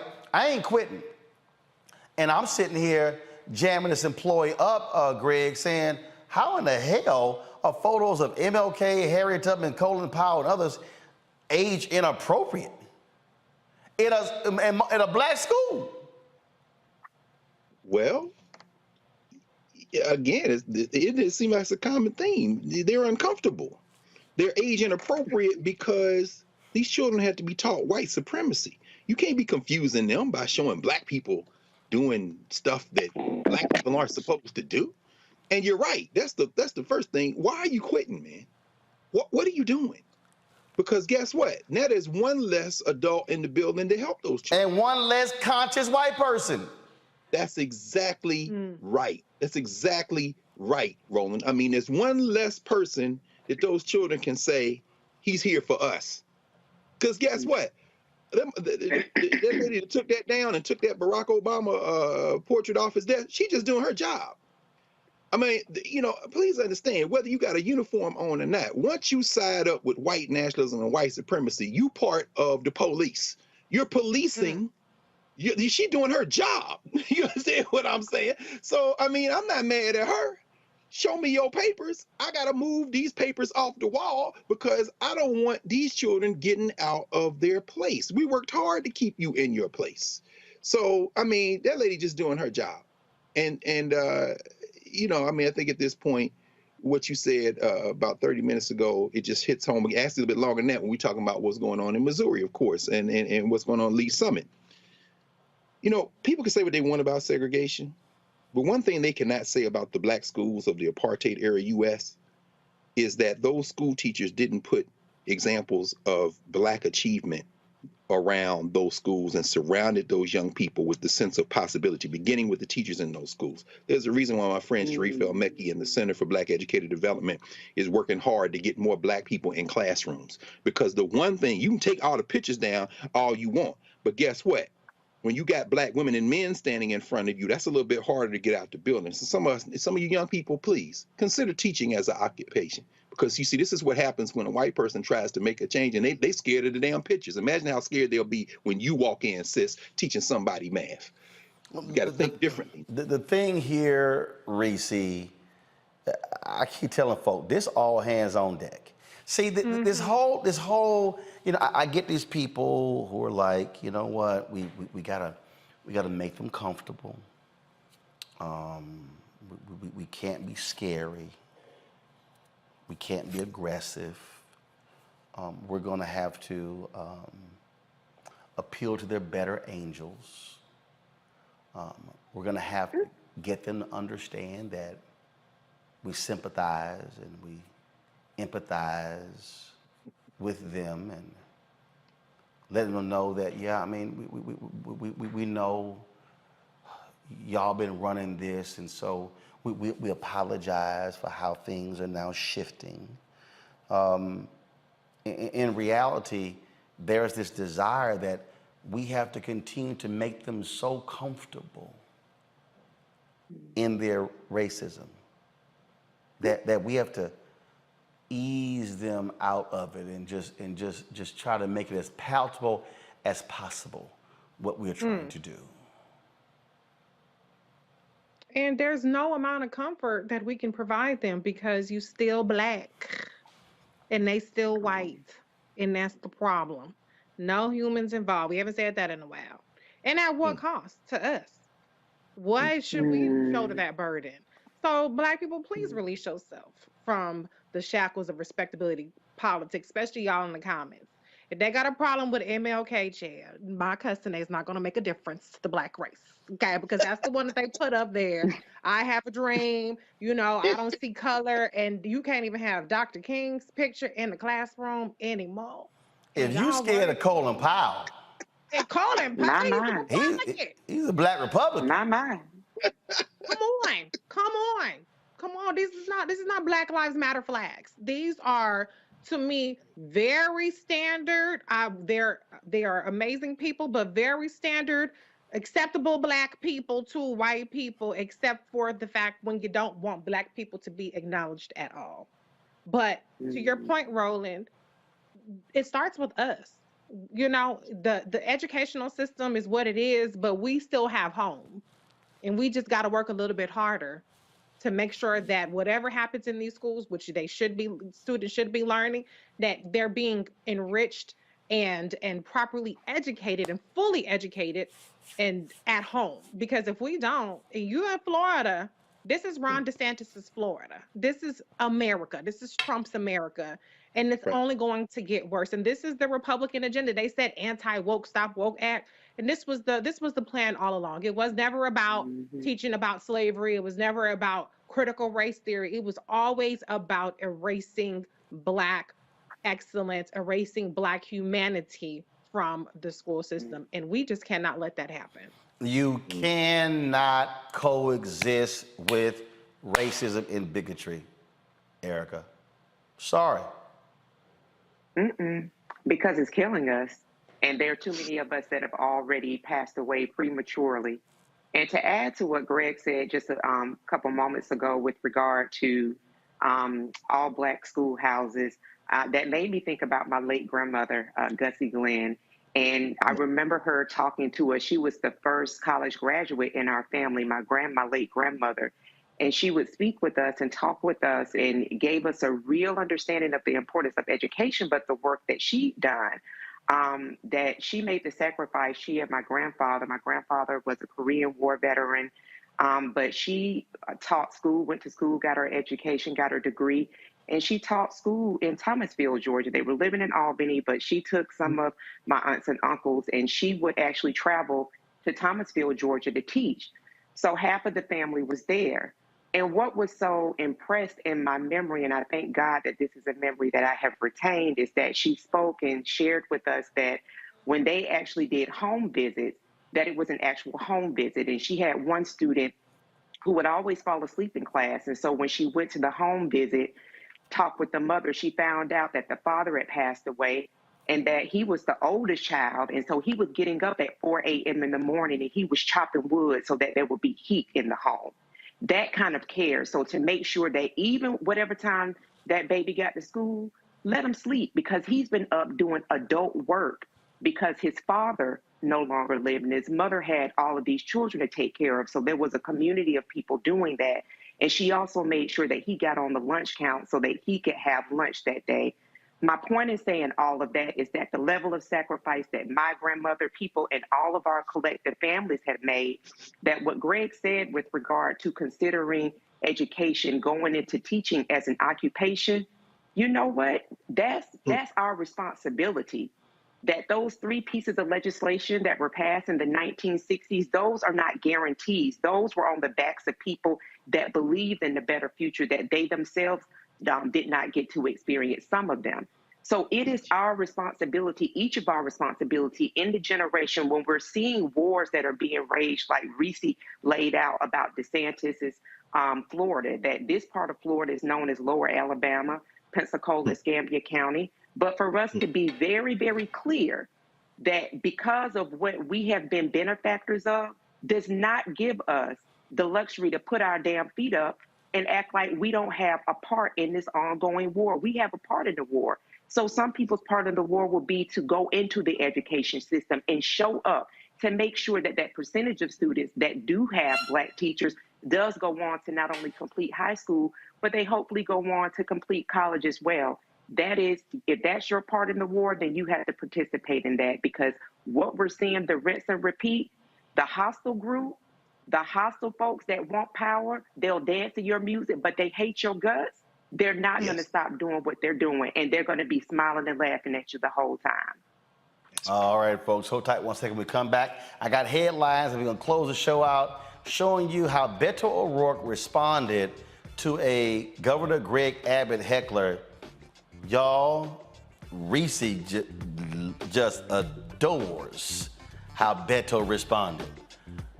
I'm going to play it for y'all. You're watching Roland Martin Unfiltered on the Black Star Network. Don't forget, please support us in what we do, y'all. Download the app. Download the Black Star Network app. Apple phone, Android phone, Apple TV, Android TV, Roku, Amazon Fire TV, Xbox One, Samsung Smart TV, and of course, you also please join our Bring the Funk fan club. Guys, look, we are doing the work, but it takes money to do the work. It takes money to pay the staff, to pay for the streaming services, you name it. Look, I just told you about the app. That app is $160,000 a year just for that particular app. And so, trust me, your contributions matter. And so we're trying to raise $100,000 this month. 2,000 of our fans give $50 each. That's $100,000. That, folks, we're almost there. That pays for the app for the entire year. That's just 1 month. So I'm always sharing the information with y'all, being very upfront and honest about what these things cost. Do understand, to launch our 24-hour streaming channel is probably going to be around $200,000. And so we're working on that right now. Look, that has to be paid, y'all. That's just real. You got to pay the people who are working to get the distribution. And so that's what we're all about. And so check and money orders can go to P.O. Box 57196, Washington, D.C. 20037-0196. Cash App is $RM Unfiltered. PayPal is R Martin Unfiltered. Venmo is RM Unfiltered. Zelle is Roland@RolandSMartin.com. Roland@RolandMartinUnfiltered.com. We'll be right back.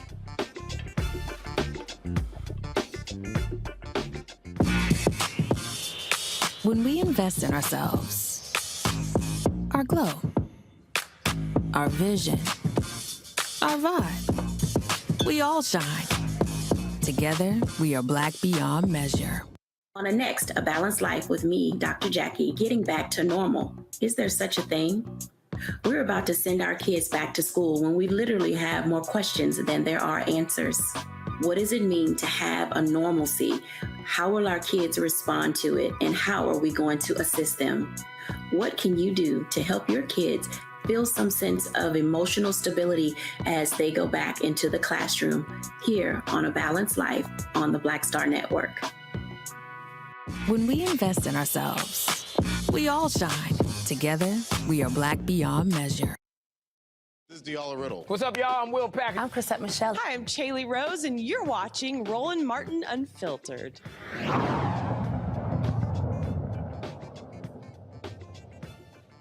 Pull up a chair, take your seat. The Black Tape with me, Dr. Greg Carr, here on the Black Star Network.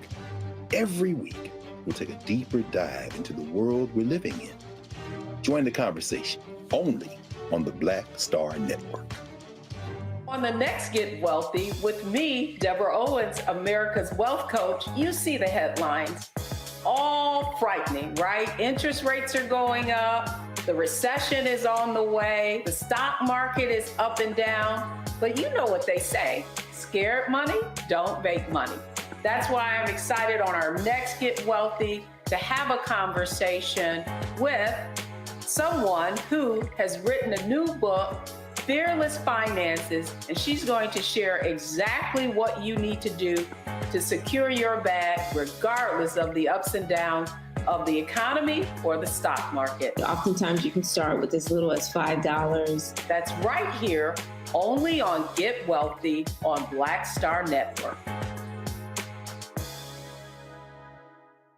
What's going on? This is Tobias Trevelyan. Hey, I'm Amber Stevens-West. Yo, what up, y'all? This is Jay Ellis, and you're watching Roland Martin Unfiltered.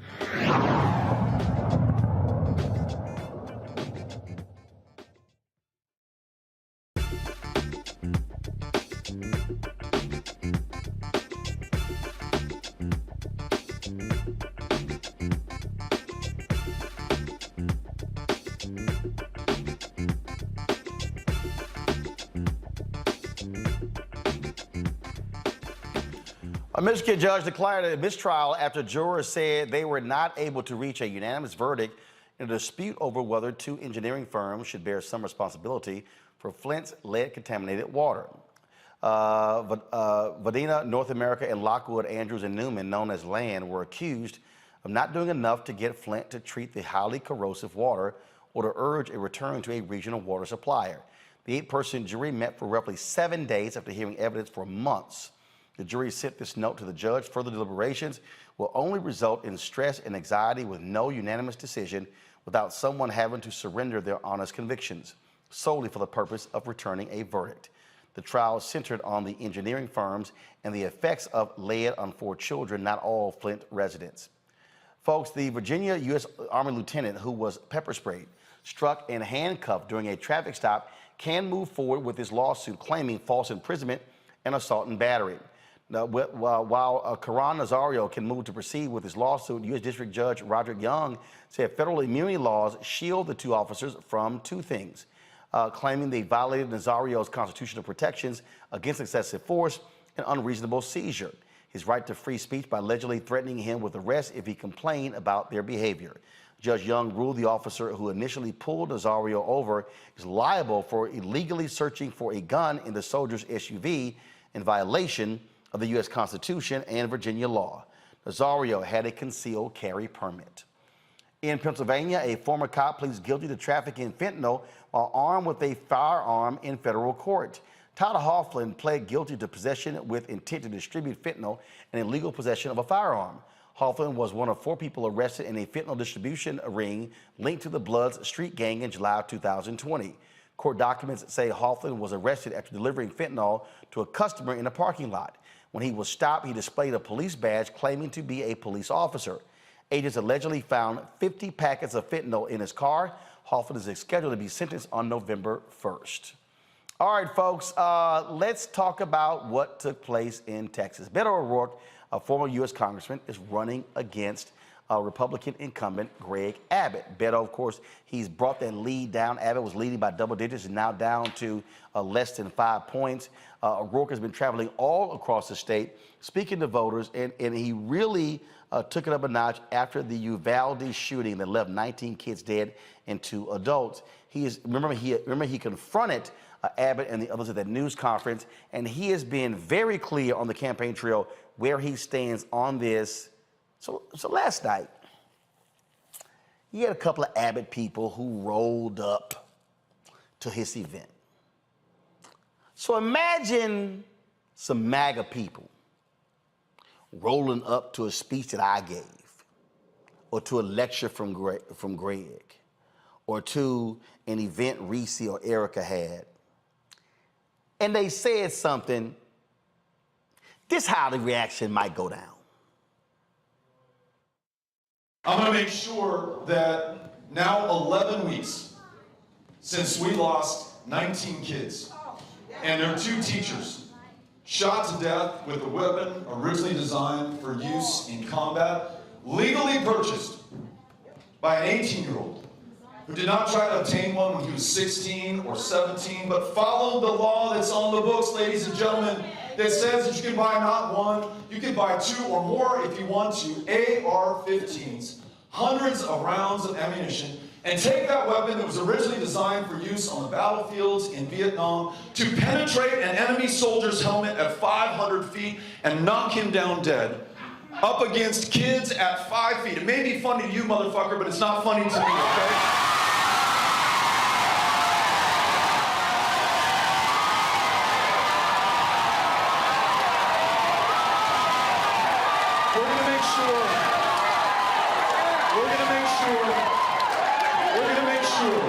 That our kids who are starting their school year right now, that they don't have to worry about somebody walking into their school with a weapon like this, that we take common sense steps, we find the common ground, Democrats and Republicans, gun owners, non-gun owners alike, and make sure that at a minimum, we raise the minimum age of purchase from 18 to 21 for an AR-15, that we have a universal background check for anyone who wants to buy a gun in the state of Texas. And then we have a red flag law. So listen, if you have that firearm, as this young man did, and you are threatening to kill people so bad that his friends called him the school shooter before he ever walked into the school and shot anybody. Listen, we've had 5 of the worst mass shootings in U.S. history in this state in the last 5 years, just under Greg Abbott. Now, you either accept that we are inherently evil and violent and deadly and love to kill each other and slaughter kids where they sit, or that there is something that you and I can do together, regardless of the differences between us. That's where I am right now. Well, now, Reese, he let it rip. Well, sometimes you gotta call a motherfucker.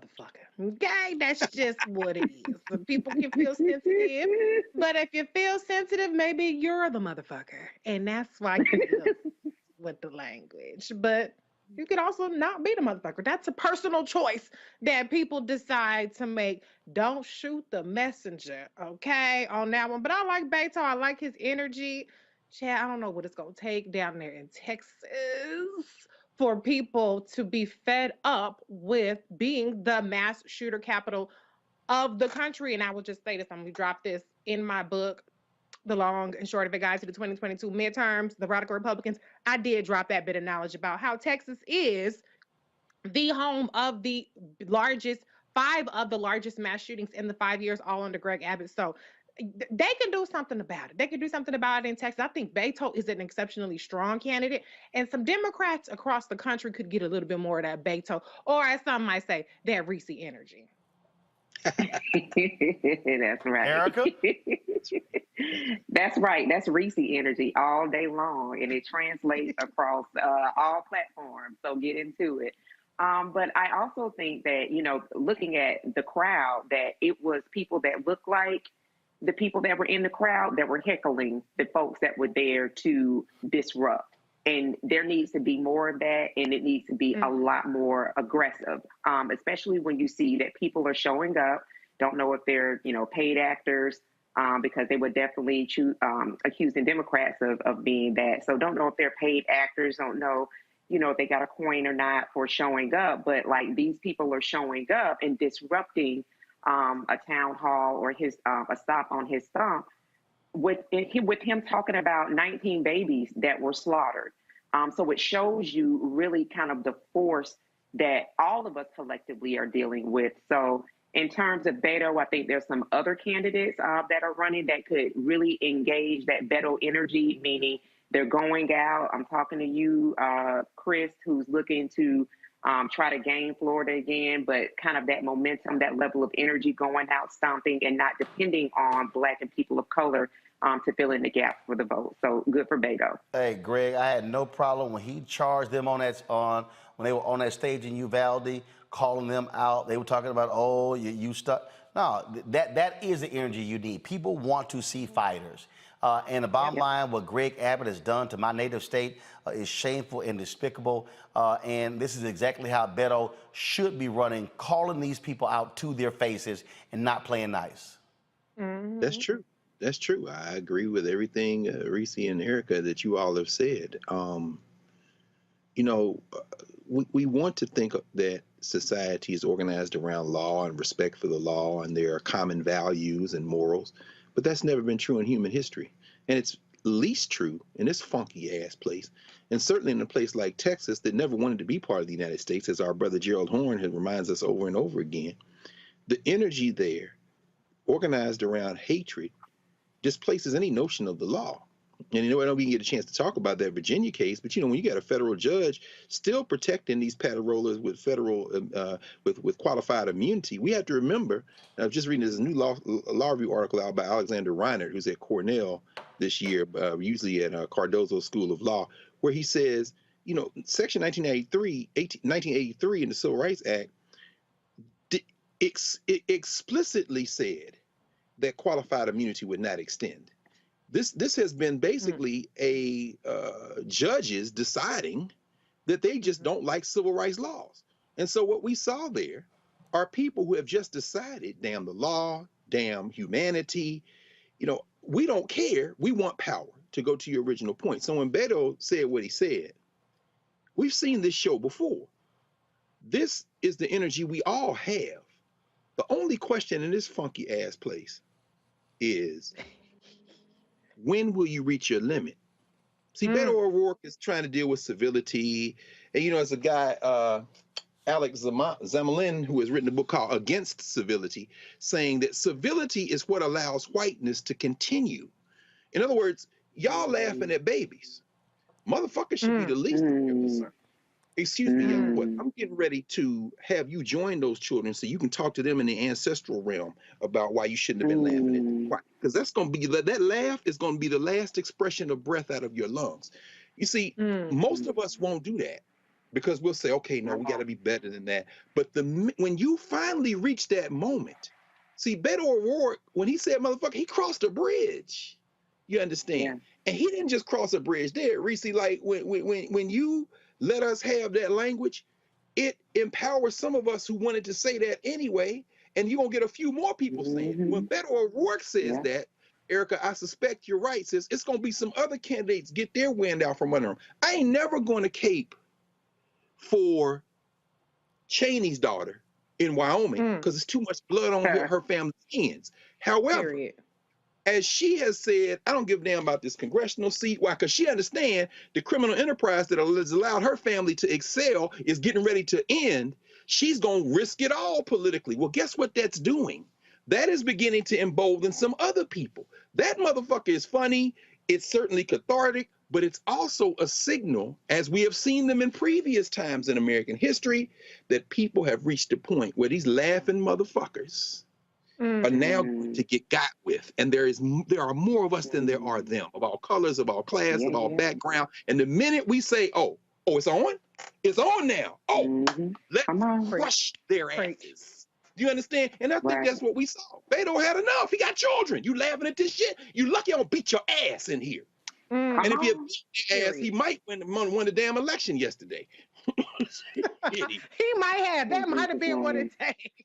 No question. Hey, I keep trying to tell people, bottom line is, when stuff gets serious, man, we ain't got time to be playing these games. And there are folks who are definitely playing games. They think this is funny. No, ain't no laughing matter when 19 kids are slaughtered and 2 adults. That's right. No, ain't no laughing matter. Greg, Reese, Eric, I certainly appreciate y'all joining us on today's show, be on the panel. Thank you so very much. Let me thank all of y'all for watching, the thousands of you who are watching on YouTube and Facebook and, of course, the Black Star Network app and the other platforms. Thank you so very much.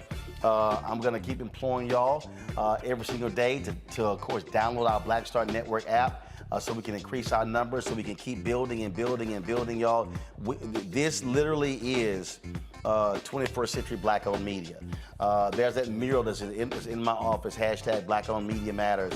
Y'all can show it, y'all have it in the control room, where that mural, I put that together to salute all the Black-owned media outlets that came before us. No, y'all have it on video. You already have it on video. So pull it up. And so what we are trying to do, folks, is to build something that, again, empowers our people, provides a level of knowledge and expertise. And so that's why we do what we do. We're not trying to sit here and ask other people opinions to what can we cover, what can we do. We're about being able to cover our own story in our own unique way, just like the nation's first Black newspaper, Freedom's Journals, did when they said we wish to plead our own cause, too long have others spoken for us. And so please download our Black Star Network app, Apple phone, Android phone, Apple TV, Android TV, Roku, Amazon Fire TV, Xbox One, Samsung Smart TV. And please support us with your dollars, with your resources. It makes it possible for us to be able, as we're trying to build the advertising base, to be able to pay the bills, be able to make the decision to travel and cover the stories that we know are necessary and important to our people. Cash App is $RM Unfiltered. You can send a check or money order to P.O. Box 57196, Washington, D.C. 20037-0196. PayPal is R Martin Unfiltered. Venmo is RM Unfiltered. Zelle is Roland@RolandSMartin.com. Roland@RolandMartinUnfiltered.com. Shout out to Amari Robinson, Deandra Van Heusen, Fatima Morgan, Lavon White, Leslie Harrell, Vernon Ball, Randall Wilkerson, Carol Long, Karen Waters. Let's see here. Also, Nikita Walton, Charlene Johnson, Rudolph Banks, Einix, EINIX Construction, Veronica Robinson. Thank you so very much. Let's see here. There's a couple of more, y'all. Let's see here. Brenda Bruton for an annual membership. We certainly appreciate that. And let's see here. Am I missing anyone? That is it while going off. So, folks, again, I appreciate it. Again, y'all, check out money orders to P.O. Box 57196, Washington, D.C. 20037-0196. The Cash App is $RM Unfiltered. PayPal is R Martin Unfiltered. Venmo is RM Unfiltered. Zelle is Roland@RolandSMartin.com. Roland@RolandMartinUnfiltered.com. Don't forget, folks, you can also pre-order my book, White Fear: How the Browning of America is Making White Folks Lose Their Minds. Available on all the platforms. Pre-order right now. What's our target goal, y'all? We want to have 25,000 of these pre-ordered when we launch on September 13th. Go to Ben Bella Books, Amazon, Barnes & Noble, IndieBound, Bookshop, Chapters, Books A Million, and Target. All of these books are available. The books are available for pre-order, so please do so. Tell a friend, tell a church member, fraternity brother, sorority sister, you name it, let's do it. That's it, folks. I'll see y'all tomorrow right here on the Black Star Network. Holla!